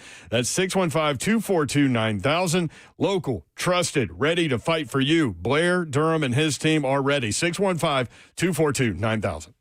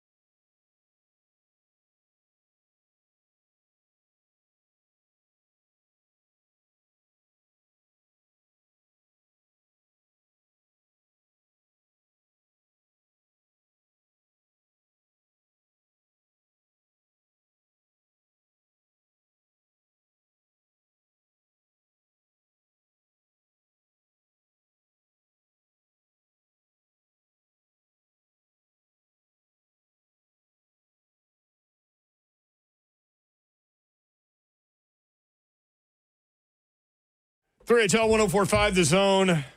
Brent Doherty, Don Davenport, and Ron Slay. Who's doing the parsley right now? You are? Yeah. For Friday. Based on what our man Furman had to say? Absolutely. Writing down, taking notes intently, as Savage just said.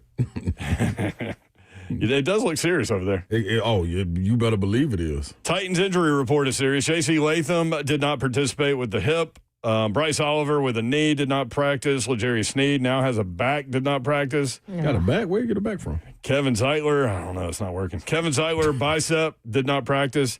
3 players limited. Khalil Mullings, ankle. That's a positive sign. Tavondre Sweat was out there on Mysterious Field 3 with the ankle limited. Kevin Winston Jr., hamstring limited. So that's the Titans injury report.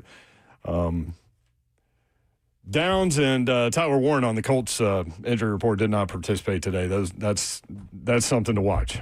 Come on, guys. I did see, I can't remember which Titans reporter it was, but one of them said that the L'Jarius Sneed thing is probably not something that we'll need to worry about, and he'll probably be out there. Yeah. Yeah, guess when else they said that?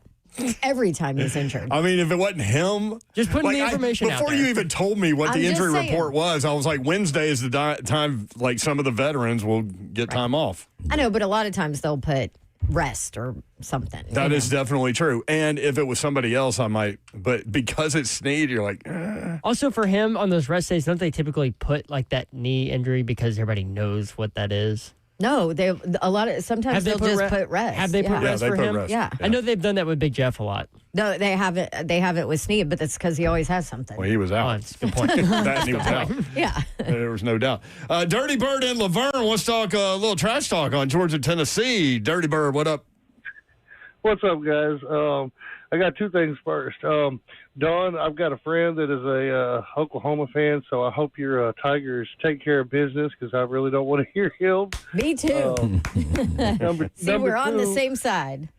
Before I even say anything about the game, the Tennessee-Georgia game was absolutely awesome. I Incredible. think I had 3 heart attacks and I fell down twice. That was absolutely awesome. But I do got to get you, Slay.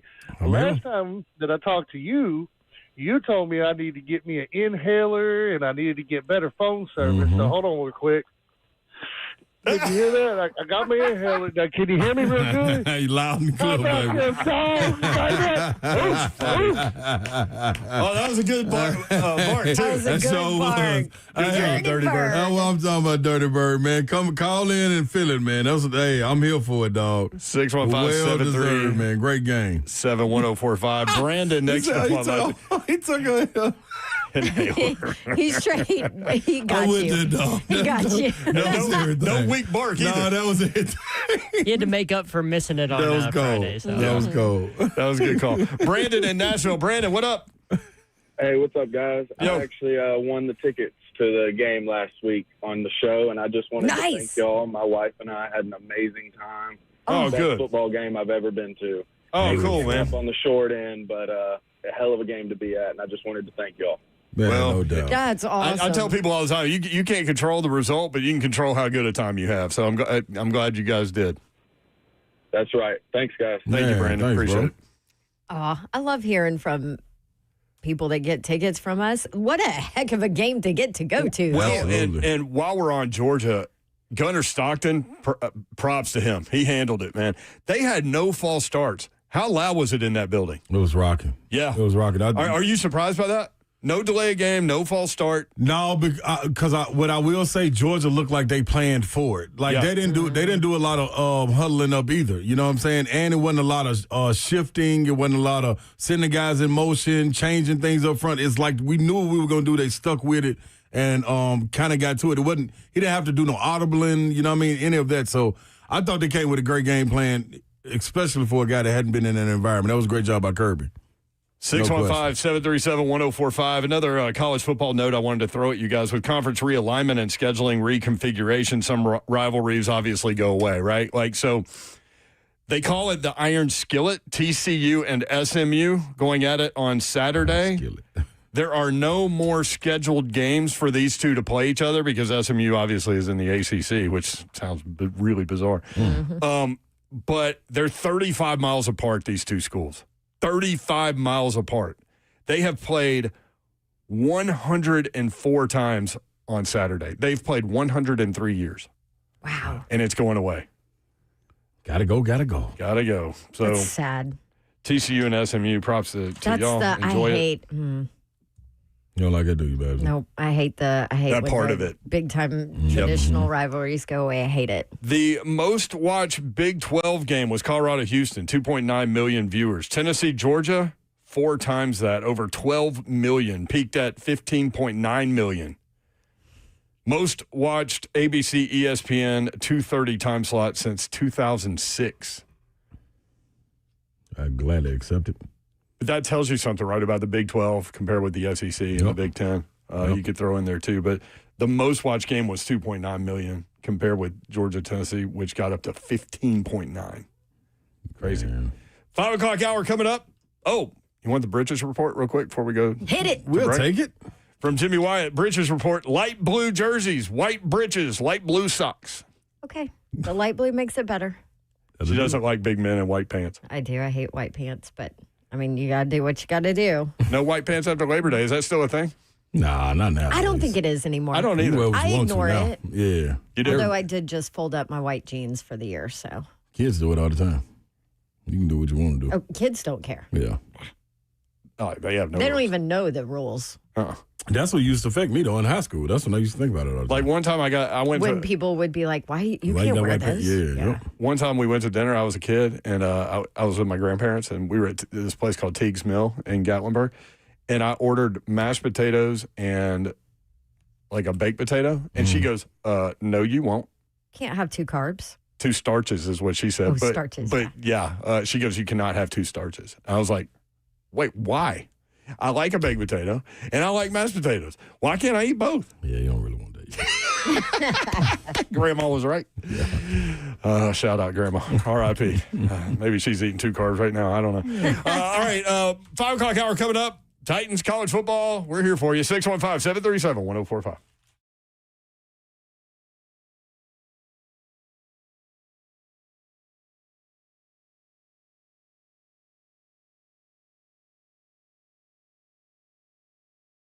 What's happening, y'all? It's finally here, your favorite time of the year. I'm talking about that fall weather where football season is prime for the taking. And, of course, the delicious food we all crave. You know where the love for Shoney starts, right? Well, that comes from it always being fresh, always delicious at the same time. 4 Shoney's in Middle Tennessee for you to visit. Clarksville, Dixon, Lebanon, and Donaldson Pike in Nashville. You can enjoy the endless variety of options, which makes it a fantastic value and made with care from the finest quality ingredients. Head over in the Shoney's All You Care to Eat Fresh Food Bar for breakfast, lunch, and dinner. Or just go check out the extensive menu. You got the All-American Burger. Yeah, best in town in my opinion. And you know what you can top it off with, the world-famous hot fudge cake. That's right. It's worth coming in for. So all the Shoney's, they hold true to their values, offering comforting, family-friendly service. They call it Southern hospitality with a twist. Make sure you get in there in your favorite time of the year and visit the one in Clarksville, Dixon, Lebanon, or on Donaldson Pike in Nashville. It's Shoney's. Let's eat.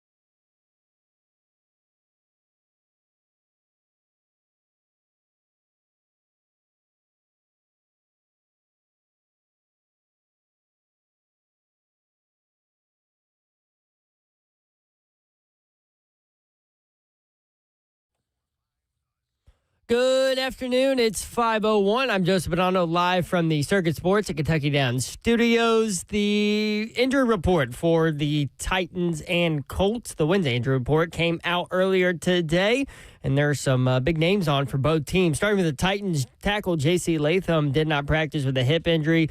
Neither did Kevin Zeitler. He did not practice with a bicep injury. Bryce Oliver did not practice with a knee injury, and L'Jarius Sneed did not practice with a back injury. Khalil Mullings was limited with an ankle.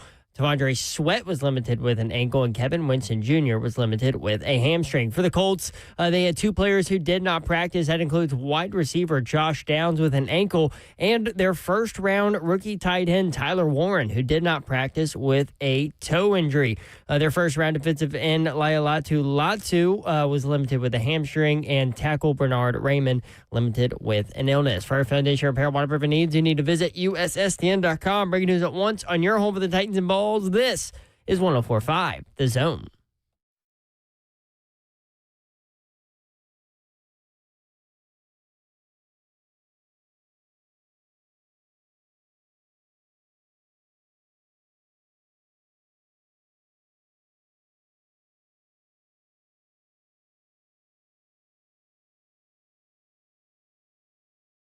Three, 104.5 The Zone. Brent Doherty with you on a beautiful day in the Music City.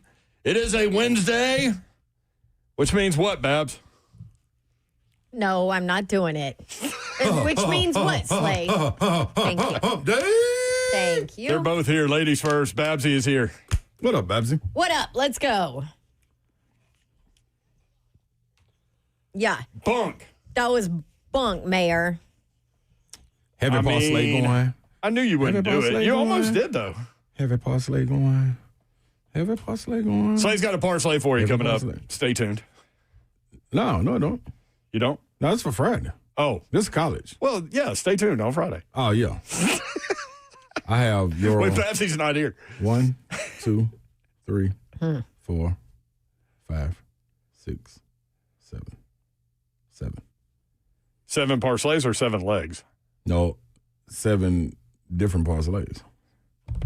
See that, Babsy? Some single bets. By the time she's not here, when we start talking about it on Friday, you'll have 11 or 12 of them. No comment. I'm a single bet throughout. No comment. You know what? What? I'm going to make a big one. Oh. What do you mean big one? Like a 25-leg parsley? No, I'm here for that. Yeah, I'll make like a 15 just for us all to get some money. You want in on this, Babsy?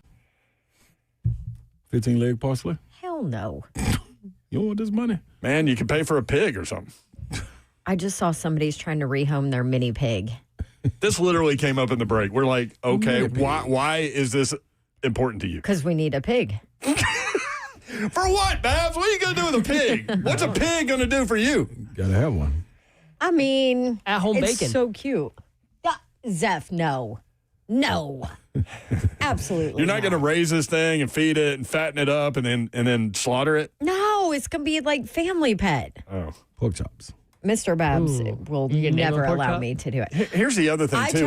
Babs, baby Babs will never again eat bacon. If she has a pet pig, she will never eat pork chops, bacon, none of it. Yeah, she won't eat it anyway. It doesn't matter. Well, when she gets older, she'll understand that bacon is like the best thing in the history of things. I don't know. She's kind of...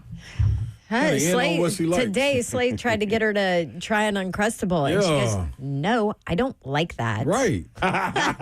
He goes, "Have you ever tried?" The irony of this conversation, right? Coming from Slay, who doesn't try new things. That's right. He was like, "Well, have you ever tried it?" And she goes, "No." Yeah, but Slay's got a big menu of things that he does like. I know, but he literally won't try things that we bring up. Absolutely and then he's like preaching to my 5-year-old, right. well, how do you know if you haven't tried it? What was it? We were somewhere where you did try something for the first time, and I can't remember what it was. What was it? Do you remember? Was it at Fozzie's? No. It might have been. I can't remember. No, I think it was in Vegas. You tried, no, this was recent. Maybe not. You Okay. tried something, and it's something that most people like, and you said that's the first time I've ever had it, and I couldn't believe it. But I can't remember. Yeah, I can't remember either. Did Baby Babs try to get up in that big-ass truck? Nah, she creeped around it. She could have She walked did up keep under it. looking at it, though. So what do you want a pig for? Love. Charlotte's Web. A new member of the family. You lose Maybe 2 it would, dogs and gain a pig. Swim too with us. You're gonna put a pig in your pool? Pig in the pool. Do you think your dog would eat the pig? Yeah, how would the dogs deal with the pig? Oh man, That would be interesting. I mean, her dogs try to kill me and Slay, so That's what I'm thinking. Like, Don't mess with like, humans. if they don't mess with y'all, what are you gonna do with a little pig? I think that You they think would it's a be toy. so shocked that they wouldn't know what to do. Also, how loud would a pig be? Like, they've got to get excited about things, right? And like start making a bunch of noise. I'll tell you, that they ain't as loud as my dogs. Also, so do you really doesn't want to clean matter. up that mess? I would come over there and try to feed the pig bacon just to see. Oh God, Just to see. that's so messed up. Not as messed up as what you're about to say, but before we do that, Slay Dog is here. I'm in the building. Best Better believe be it. ready for Paul Slays.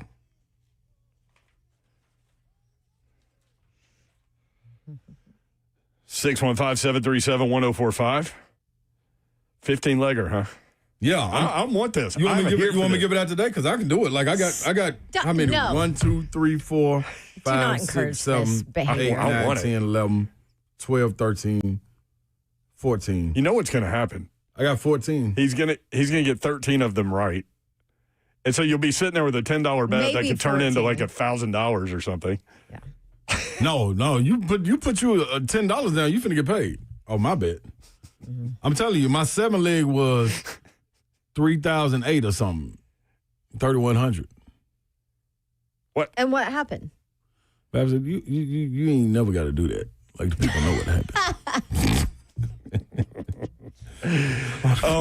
Listen. Speaking of pigs, Zeph's got a weird story coming out of Cleveland, which, I mean, who's ever said that before? Yes. Everybody. So I guess the Browns had announced this before the season, but they were going to be debuting a all brown helmet. So typically their helmets are just straight orange. Yeah. But this season they were going to be debuting a brown helmet for the first time. It's got 2 orange stripes down the center, which it looks pretty cool. I wish I had a logo on it and make it look better. But they're pairing it with an all brown uniform. So brown helmet, brown jersey, brown pants. I mean, that's just poop. They are calling it Alpha Dog, and it is presented by Dude Wipes. That's my boys. That's my boys right there. Dude Wipes is presenting the all-brown Browns uniform. That's good. Yeah, buddy. Their marketing is on point. Well, and they're playing the Packers, so you got cheese involved, which, leads one thing leads to another. Got to keep them handy. So, the problem with these uniforms is the Browns have brown pants that have 2 orange stripes down the side, but with this uniform combo, they're not wearing that. It is just straight brown pants. I'm here so for it. That's entertainment. There's no orange outside of the stripes on the helmet and the numbers on the jersey. Doodoo Brown. That's what it looks like. Doodoo Brown. Whatever happened to Doodoo Brown? Is he alive? He might just. Usually when I ask that question, I think he may. Either they're dead or about to be dead. I don't want to jump the gun. Yeah. He had his own brown out. Tyler says brown out.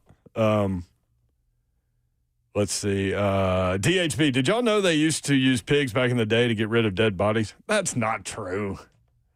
I understand. What, like they would eat them? I understand they eat anything, but I thought it wasn't pigs. I thought it was hogs.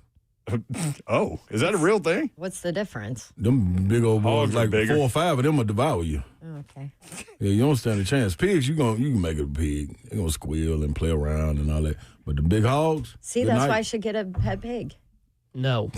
In the break, she said she wanted to cuddle with it. I'm like, Are you talking about one of the? Okay, are we talking I about like did a say pig? that. Yeah. Are you talking about like a normal pig or No, a it's a teacup? mini Like Charlotte's The Web. teacup pigs. Yeah, it's a mini pig. I don't view you as a cuddle type, Babs. You've Yeah, only no, hugged me 2.5 times the entire 15 years I've known you. And I'm a hugger. Slay gets more hugs. I know. I don't know what's going on. I force, man. I just come on in.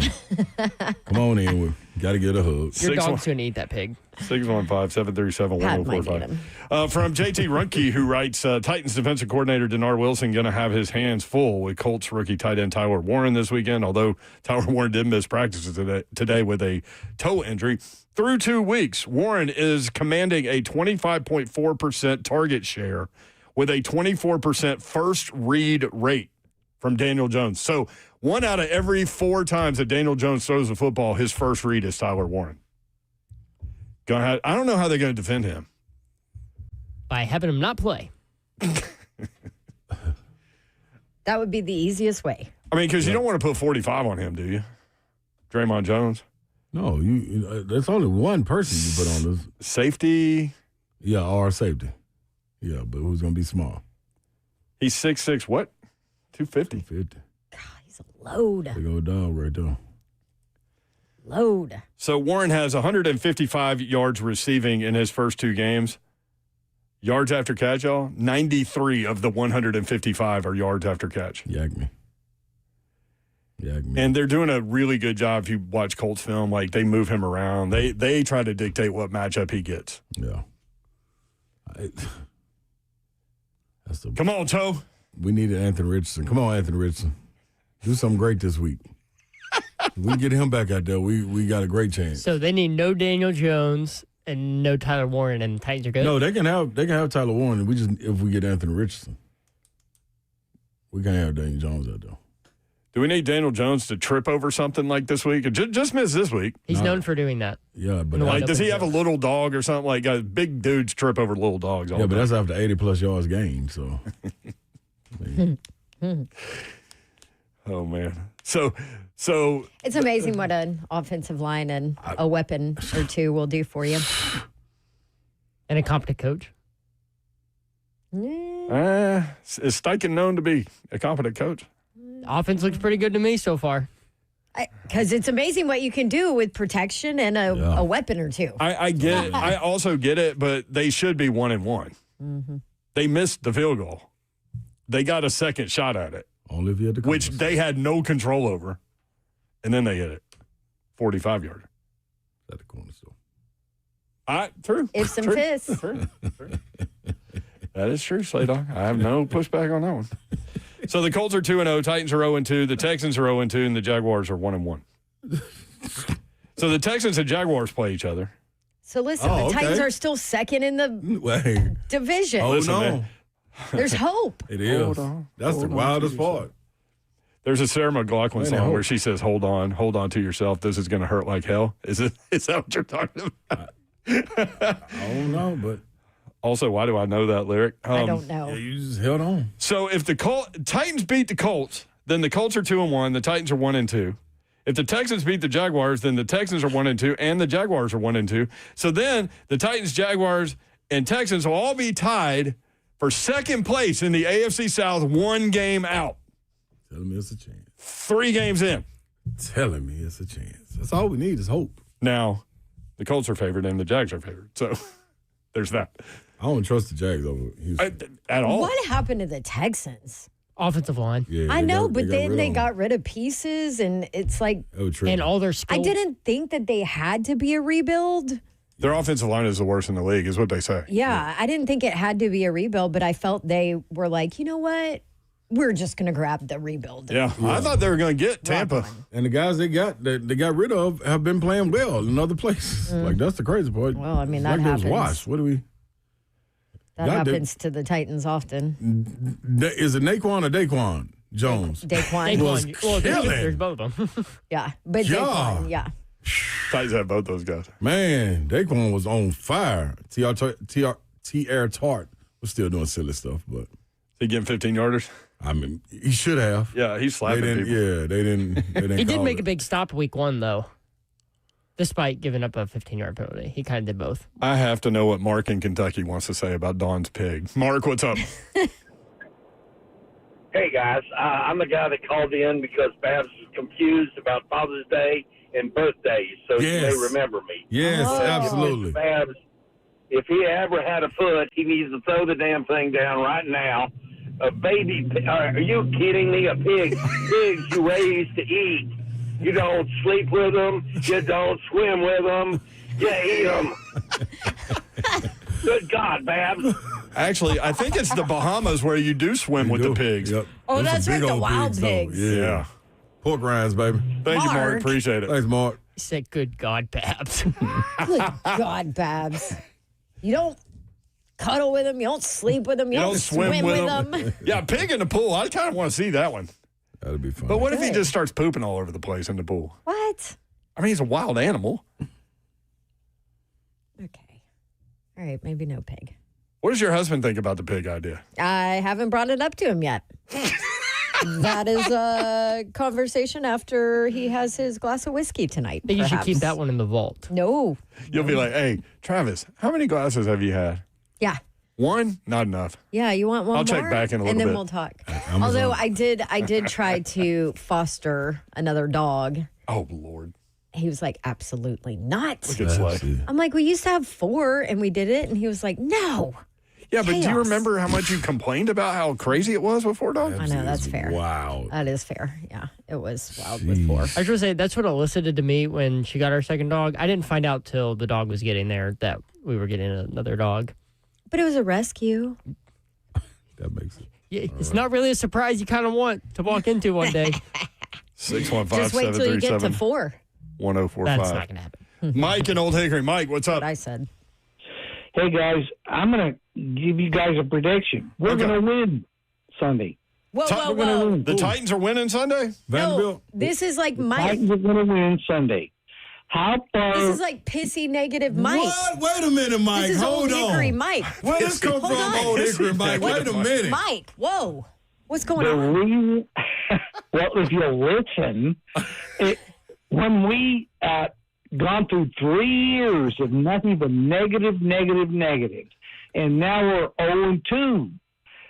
But we had the number 1 pick, who I think has done a pretty decent job so far with what he has, Cam Ward, as a leader. Mike. And what I'm saying now is that when the Indianapolis Colts come here, and they're a hot team, Daniel Jones, blah, blah, blah, we're going to get our clocks clean. I don't think so. I think what's happening in the locker room, and you can say I'm wrong, in the Tennessee locker room, is that, look, guys, we've got to step up. This is it. If we can't even beat Indianapolis in our own stadium this Sunday, and that's got to come from Cam Ward without coaches. Mike, have you been abducted? Are you talking in code? What is this? Yeah, like. Who got to you? Man, Mike, this is. I want us to win too now, Mike. I mean, I wanted to in first, but now I feel like we got a chance.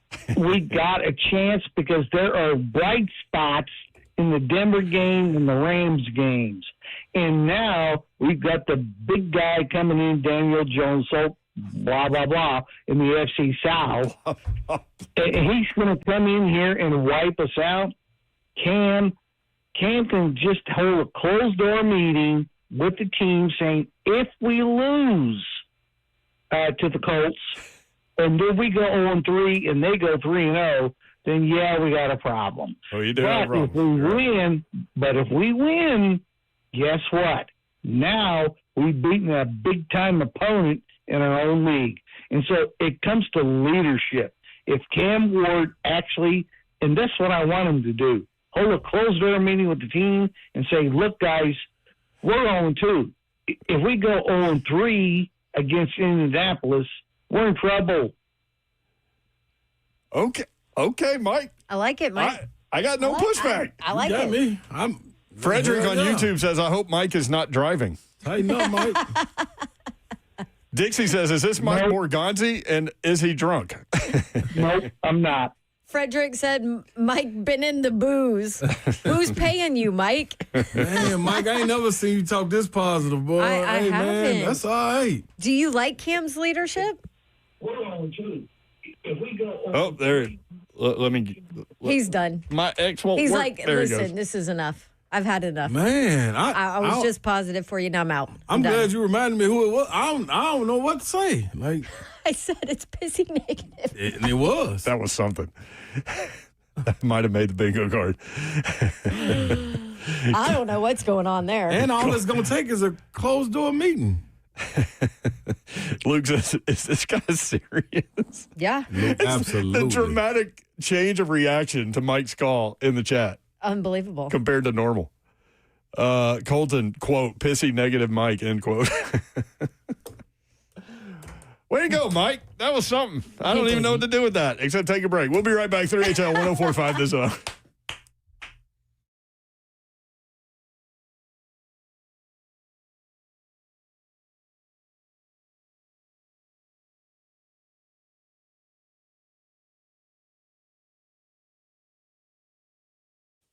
Go up to Dodge Chrysler Jeep Ram. That's where you need to go to get that next new vehicle, whether you're looking for a car, truck, SUV, or Jeep. New or new to you, Gupton is the place for you to go. Daniel Gupton and his crew have been helping 3HL listeners for a long, long time. And, man, they've been with us since January 2010, helping lots of Middle Tennesseans out. And it's a beautiful drive to Springfield, Tennessee. That is where Gupton Dodge Chrysler Jeep Ram is. 3450 Tom Austin Highway, about 30 minutes from downtown Nashville. Check them out online, GuptonMotors.com. All the dealership information is there. Address, phone number, deals they have going on, inventory, all of it there. Some of the deals, 1.9% on 72 months or 10% off MSRP on 2025 Ram 1500s. They have Jeep Grand Cherokee loyalty dollars available. Just ask them about that. Over 120 new vehicles in stock. Crazy lease specials on Jeep Wrangler and Jeep Gladiator. 3450 Tom Austin Highway, Springfield, Tennessee, about 30 minutes from downtown Nashville. Let's go up to Dodge Chrysler Jeep Ram.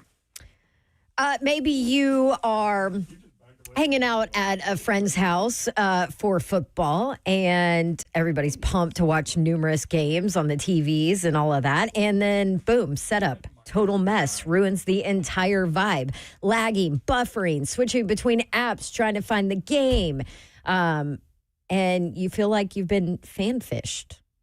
If you call yourself a football fan, you got to have Xfinity. It's the ultimate sports destination. Find the best games, all your favorite teams, all in one place. And then the way you watch is next level. None of that other jazz. It's the perfect fan flex, all the action right in your living room. Plus, Xfinity's best picture and sound with enhanced 4K. So clear, it feels like you are in the stadium. 4 games going at once, because why not? On top of that, real-time notifications and live stats right on your TV. It's the best seat in the house every single time. Next game day, make sure that big fan isn't a big fail. Learn more at Xfinity.com. Xfinity, imagine that. Restrictions apply. Multi-view requires Xfinity 4K capable TV box.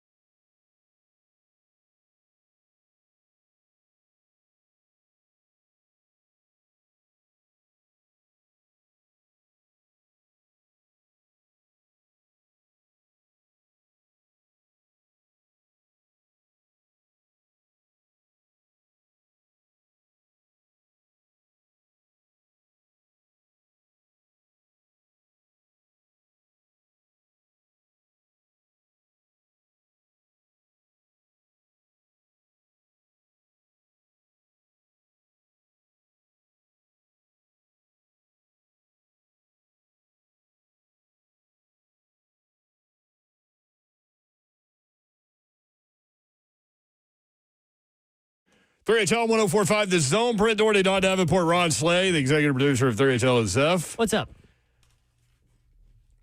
You can hit us a number of ways. 615-737-1045 is the preferable way. You can watch the show live, YouTube, Facebook Live, Twitter, and Twitch. Twitch, please. You can communicate with us there and other members of the 3HL family. And on X at 3HL 1045. On Instagram, 3HL. What are we on TikTok? 3HL 1045. Okay. There we go. Slay Dog, you look like you got something to say. I do. I got a question for you. For me? And for everybody. Okay. Should we let the people help us on this 15 Lego? No, dude, I trust you. You don't trust me? I don't trust anybody on a 15-legger. Babsy, that's why we didn't ask you. I said, I got a question for him and the people. I trust the people, us. I trust the people, but the people are fans. Yeah, too. Yeah, but you take emotion out of it when you do your parcel. You are correct, Yor. And it's not like I want Gator Mike giving me. Will you let this lady say something, please? I don't want Gator Mike giving us an opinion about Miami and Florida. I want your opinion on Miami and Florida. What do you got, Bab? It's just all these One more time. You know what? What are you doing over there? I'm out. What's I'm the out. Oklahoma game? Give me Oklahoma. What? Yeah, then she'll jump in it. Don't you put that on us. Don't you put that on us. How many do you have so far? I just started 3. 4. That was the Oklahoma game. That was Ole Miss. What are you doing with Memphis? I took Arkansas money line. He loves the Arkansas quarterback, Jalen. I love Taylor Green. Yeah, Jalen. Like, Taylor. All of them. Yeah. Anybody? Mississippi State. Mississippi State minus the 21. That's a huge No money line. line. No, I wouldn't dare. That's on the 7-leg parlay where I took Northern Illinois. But this money line, you got to just fill them in. So there's minus 18. Oh, is it all money line? I'm going, yeah, pretty much. If you're going to do 15, you might as well do. Yeah, you know. All money line. Georgia Tech money line. Okay. Hey, I have a giveaway. Missouri money line. Go, Babsy. I'm giving away. Are you doing it now? No, Yeah. I'll just tell everybody about it. Her. I'm giving away tickets to see Riley Green at Bridgestone Arena. We'll do it right at the end when we break so we don't. Actually, Zeph, what do you want us to do? I don't care. Good answer. Dynamite drop-in money. Well done, Zeph. All right. You want me to do it now? No, let's go to the 5 people that are wanting to talk, and that way we can We'll do it at the end open of up this some more segment. lines as well. Dustin is in Lebanon. Dustin, what you got, man? What's up, guys? Hey, just real quick, I wanted to say, unfortunately, the season's not looking great for the Titans. It's not looking good, kind of somber already, but I will think that our draft class hit. They're looking strong. All the rookies are looking good, engaged, and involved. And that shout out to 3HL. You guys could probably work with scouts, man, because I think frequent listener here, the first day in pads, the day after, you guys were raving about Ellick. I mean, as soon as you saw that man in pads, you guys were on it. So just shout out to y'all, man. Have a good day. Thank you for that, brother. Thanks, Dustin. Thank you, appreciate it. Eyeball test with that guy. Just looking at that dude in his uniform, you're like, okay. No, but then watching him actually move out there. Yeah. That was the second part of it. Yeah. But it's funny, like when you see size on the depth chart or something, and then you go like see how it's put together. Like you could tell this guy's got an NFL body, and he has way more speed than I thought he did. Mm-hmm. And then you've been on him for a while, for sure. And through 2 games, that dude looks like he's going to be something. That catch on the sideline where he pinned it against his helmet. That was serious. And got his feet in. It was serious. Like this is how you build confidence in your quarterback with the 50-50 balls. Throw the ball up. If it's a matchup, I get an opportunity to come down with it or knock it down. You're not getting picked off. You with that all day. Even if you got a pass interference, like give me an opportunity, I'm gonna continue throwing to you. And you don't need separation with that size. That's the other part. Brian Callahan, the head coach of the Titans, talked about that combo today, what he sees with regard to Io Manor and Ward and their connection. Yeah, I think every time you see guys connect like that in a game and get on the same page, we threw that one route in a third down to Ellick, kind of back shoulder style route that Cam threw in the Denver game and missed it, and it was the exact same style route. It was just good to see them get on the same page, communicate, work on it, and then come back the next week and hit it. And I think that's what you're looking for from a youth perspective and development, of understanding what we want from them and then figuring out, what it takes to make the play. And that was really a positive thing to see Ellick perform in the game. The game is not too big for him. He's been everything that we were hoping he could be as far as that kind of X-receiver style with his size and his speed and his strength. He's proven now that he can go, combat catch with guys in this league. And, we just got to keep coming along. He's done a really nice job. And being opposite, really, there, of course, like in Denver, he's going to get that one-on-one safety shaded over. How much of a green light does Cam have to look at him and check to that and then take that shot? Yeah, all the time. Anytime he gets to look for it, we're good to go. And that's good. I think having relatively unknown player to start out, now starting to make a bit of a name for himself as a good receiver thus far as in his first 2 games out. And it's got to keep coming. He hasn't arrived yet by any stretch, but having 2 good outside receivers that both have some speed and have some different things we can use from a skill set perspective is great. And I'm really excited to see the rest of those guys keep coming too. It's great. It's great. 615-737-1045. Yeah, I got nothing on that. Good stuff there, Callie. Mo in Nashville. Mo, what's up? Yeah, I just had a quick point to make real quick. Well, not a point, but just bear with me for a second. All right. So when I watch the Titans, like when I come to watch football, like in general, I'm expecting like offense, like explosion, all of that. Obviously, defense is part of the game. But like since 2022, when I've been watching the Titans, like there is nothing to look forward to. Like literally when I watch on Sundays when Titans play, like I literally fall asleep. Like there's no type of like action. Yeah. There's no explosive plays. There's nothing going with the offense. Let me ask you this. You don't get excited about watching the young quarterback grow? I get that, but like there's young quarterbacks in the league that are like making incredible. I know Cam Ward made an incredible pass this past weekend, but they're like literally uplifting the offense, making it super, super, super exciting to watch. What rookie quarterback is doing that though? When I watch the Titans, like the drives always stall out, and then when I watch the whole league, like there's so many like touchdowns being scored. There's a lot of passing yards. Oh, for sure, they're a long way from that. But that's one of the all fair points, Mo. Appreciate it, man. Hopefully you can find some hope out there. And I mean, just watching these young guys develop, if for nothing else. But what other rookie quarterbacks are doing anything right now? Like J.J. McCarthy, I guess, is a rookie quarterback, but now they've come up with some ankle injury that no one can find on tape. But he's got a boot, and they're moving on from him right now. That's the only other guy I can think of that hadn't played before that's doing something. Yeah, that's wild. I'm sorry, Mo, that you're so upset about. No, Mo just looking for a little hope. I will say, though, like listening to the build-up of the week before you get to Thursday or Friday, it's kind of hard to find the hope. I get that. Because you go look at the tape, and it's like, we did the same thing again. I mean, y'all know me. How many times do I watch the Titans game multiple times during the week? I have not watched it again. I believe you. I watched it in the moment. You normally do. I know. Mm-hmm. So there's that. Look at your face. Because you would turn it off. Mayor's always so optimistic. Guess what, everybody? Go ahead, Yor. Like at the very, I get all the losing and things like that, but it's there. I guess I feel like everybody should be intrigued and y'all do what you want. Who am I to tell you what to do? But do what you want. I'm just surprised that we're not 100% in on watching this quarterback develop. No, you're on the ground. Am. You're on the ground. I think most people are. Well, but no, there's people that aren't. You're on the ground level of this dude, and I think he's going to be special. I think it is frustrating. It's very frustrating. This call is going to frustrate Tennessee fans. Here's Darrington out east. Uh-oh. D, what up? What's happening, my beautiful people? First of all, I want to say it was a beautiful game Saturday. Y'all did y'all thing. Y'all deserve to win that game. I took out of that game saying, thank God we no longer have Carson Beck as our quarterback. Go Dogs. Babs, I got a problem with you, Babs. I got a problem with you, Babs.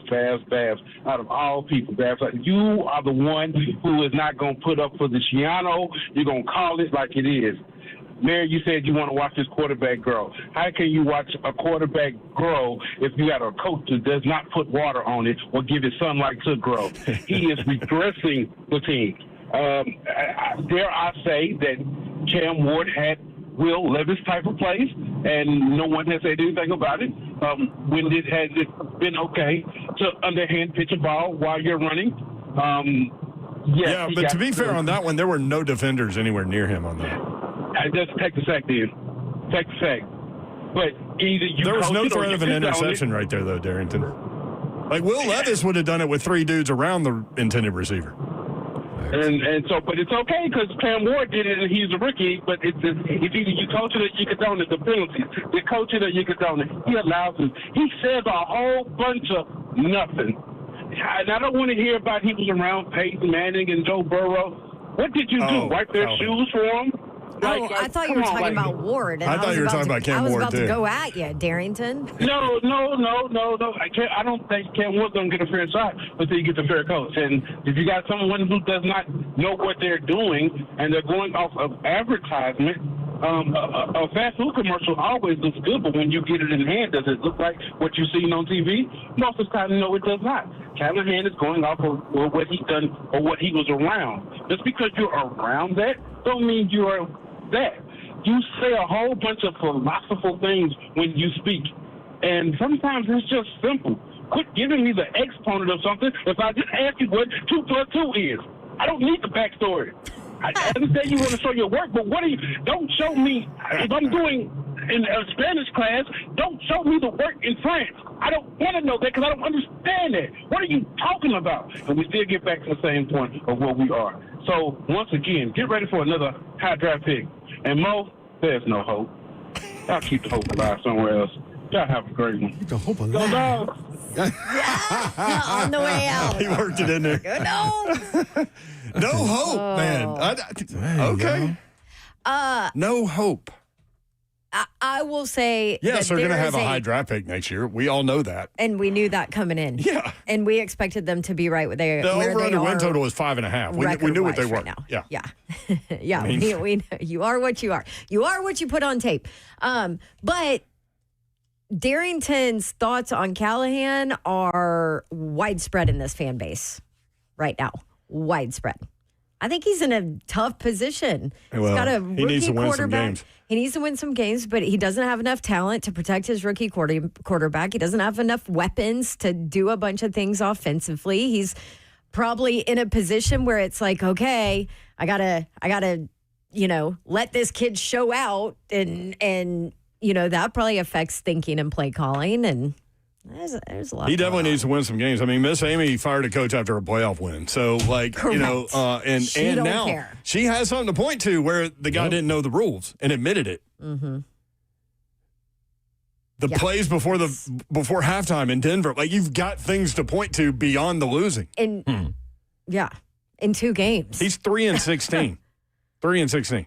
God, his roster was garbage though, and it has been. I understand those Like, top things, to and I'm bottom. not calling for him to be fired. I'm just saying, like, we're going down a dangerous path if you're Callahan. Need to win games. You're right.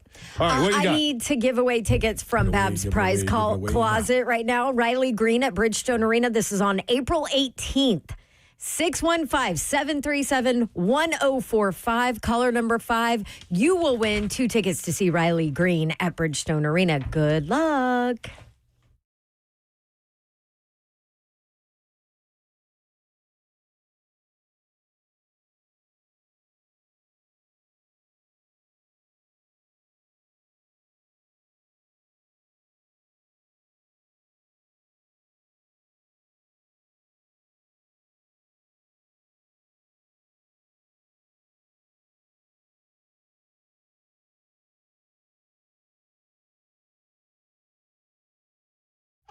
What's happening, good people? Oh, yes, you're feeling a little down and out. Well, this is your opportunity to fix it, but you don't want to go to the doctor. So what are you going to do? I'll tell you what you're going to do. You're going to call Medical House Calls. That's what you're going to do. 615-838-2375. Get to feeling well. It's healthcare designed for you. 615-838-2375. I dealt with this on my own. I was feeling down and out. I don't know if it was the flu. I do know.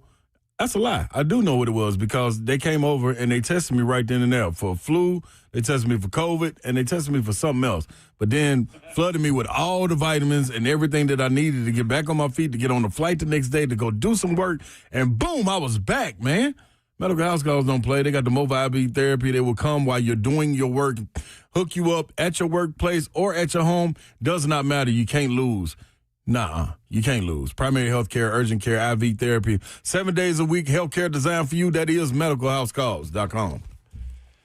I do want to let you guys know that we are broadcasting live from the 104.5 The Zone Circa Sports Studio. Kentucky's largest sports book can now be found at Circa Sports at Kentucky Downs. We've got more 3HL coming up.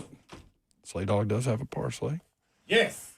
So that is happening. What else is happening? eSpaces. That's happening. John Pirtle and his crew have a great business model, and they've got 15 locations, one near you. eSpaces.com is how you will find those.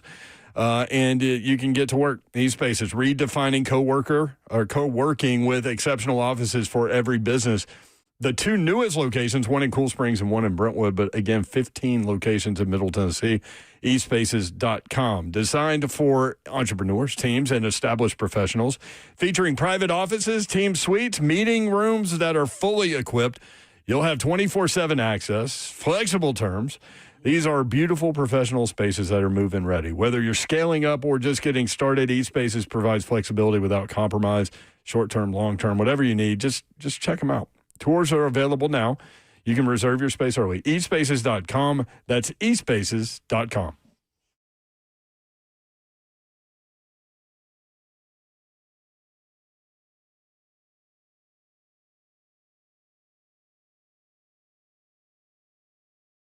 Let's face it, buying a vehicle should be straightforward and stress-free, and that's exactly how Two Rivers Ford has been doing business for decades.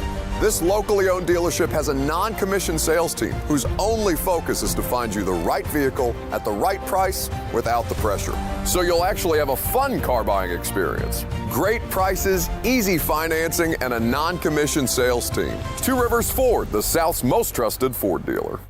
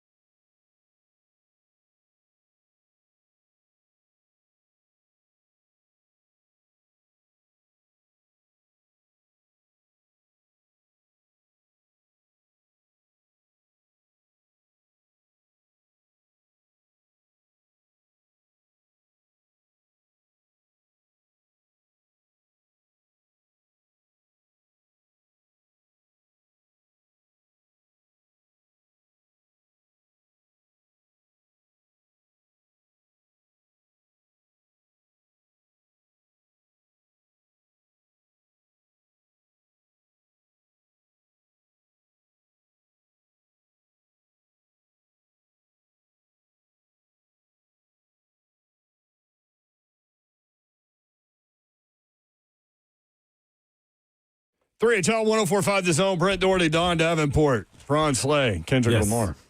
They not like us. That's Titans, right, D. Titans tonight coming up. Bully. Bully. Oh, no, you're not right, D. I ain't going for that. What's going on? D said Slay with his 29-leg parlay before Calvin really becomes reliable. No, dog. I was about to throw that too. Oh, Nebraska does have. I know they got Michigan. I stayed away from that. I don't know what's going on with that. This -2.5 for Michigan. I'm not a believer in Michigan. I am a believer in their quarterback. I don't know what's going on with them.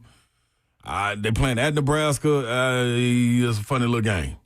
I talked to someone over there. They think that's the biggest home game that Matt Rule has had. It will be at Nebraska. No question. Yeah. Do they have their coach back, Michigan? Is Sharon Moore back, or is he Yes. still on suspension? Or is last week his No, last he game? only misses. He missed 2 games. Yeah, he Okay. only misses games that don't like. When Yeah, how does that work out? They're playing us, 3HL team. How does that work out? Michigan. I did see a Against stat 3HL. today that Nebraska has not let a pass of over 20 yards happen. That's right. So far They're the this only team season. in America that has not given up a pass play more than 20 yards. Do you want to do your little? I'm ready. Can you go through this? that I fast? absolutely can. This is insane, y'all. I absolutely can. Okay. Oh.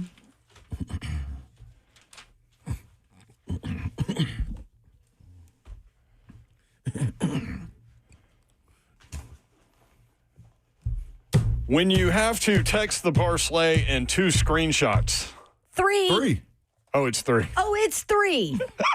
Because do you know how many teams are involved in this? How many? I'm sorry, how many games are involved in this? You would think I would be meaning teams. No. Games. 17. That's right. 17. 17. All right, Slay. Tell us how we're going to get this money. Need to take a big sip of water Take a sip of my first. water. Here we go, ladies and gentlemen. You can go back and watch it on YouTube. I'm giving this out now. I'm going to have another one on Friday. It'll be a 7-leg. You know what I mean? But this one right here, this is going to get you paid. This is going to get you ready for the season, people. Arkansas, money line. Wisconsin and Maryland. Wisconsin -5.5. You got to write these down or listen carefully because I changed some of the lines. Louisville playing Bowling Green. Took Louisville down to -12.5. Clemson and Syracuse, after Dabo's rant, took that line down to -6.5.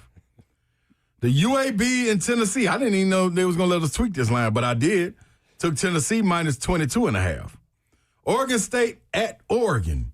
Took Oregon, tweaked this line, -22.5. Tulane at Ole Miss. This line, what I think was at 10.5. I took this down to Ole Miss -5.5. Auburn at Oklahoma. The line was, 7.5 or something? I think 7.5. 6.5 now. 6.5? Yeah. Well, okay. So I took Oklahoma -4.5. Purdue at Notre Dame. This was a high number as well. Notre Dame being 0-2. I had to go get them -13.5. Northern Illinois at Mississippi State. Mississippi State, this was a big number. 20 plus was the number. I took it down to -6.5. Temple at Georgia Tech. This was a big number as well. Took that down to -9.5. South Carolina at Missouri. This was a double-digit line. Took it down to Missouri -5.5. Oh, my gosh. Florida at Miami. Give me Miami money line. Illinois at Indiana. Give me Indiana money line. Georgia State at Vanderbilt, payback game, but they got to be healthy for for Alabama coming up in 2 weeks. Took that line down to -11.5, Vandy. Wyoming at Colorado, took Colorado money line. Look how heavy he is. Michigan State at USC. I messed up on this one. I took USC money line, but I should have lowered the line. Oh, God. You would have got more money. But you can leave that one off if you want. Put it on. Just change the money line. But that right there, ladies and gentlemen, this is what you get. $25 get you what? $25 will get you $1,724.75. I'm just saying. See that, Babsy? 25 is easy. $25 gets you $1,700. Come on, man. Just like that. Then you can go get that pig you looking for. Oh, jeez. Yeah, how much does a pig cost? Oh. No, it's free. They're trying to rehome it. Oh. And then my Of course big it's dog, free. That tells you something. My big dog liked it so much, he said I would have put 100 down. So guess what? I'm doing it again. I'm reusing that. I'm taking USC off of there. And I'm putting 100 down. And 100 to get you $6,171.82. People, pay me. Ching, ching, ching, ching, ching, ching. 34 teams involved in that bad boy. We appreciate you guys. We love you. Thank you for including us in your day and in your lives. We do not take that for granted, nor do we take it lightly. Hopefully we put a smile on your face. Have a great night. Good night. God bless. See ya. Wouldn't want to be you unless you were getting a shout out to everybody that's winning the parlay. Woo-hoo, Sir Babsy. Except Babsy and her pig. Oh, boy.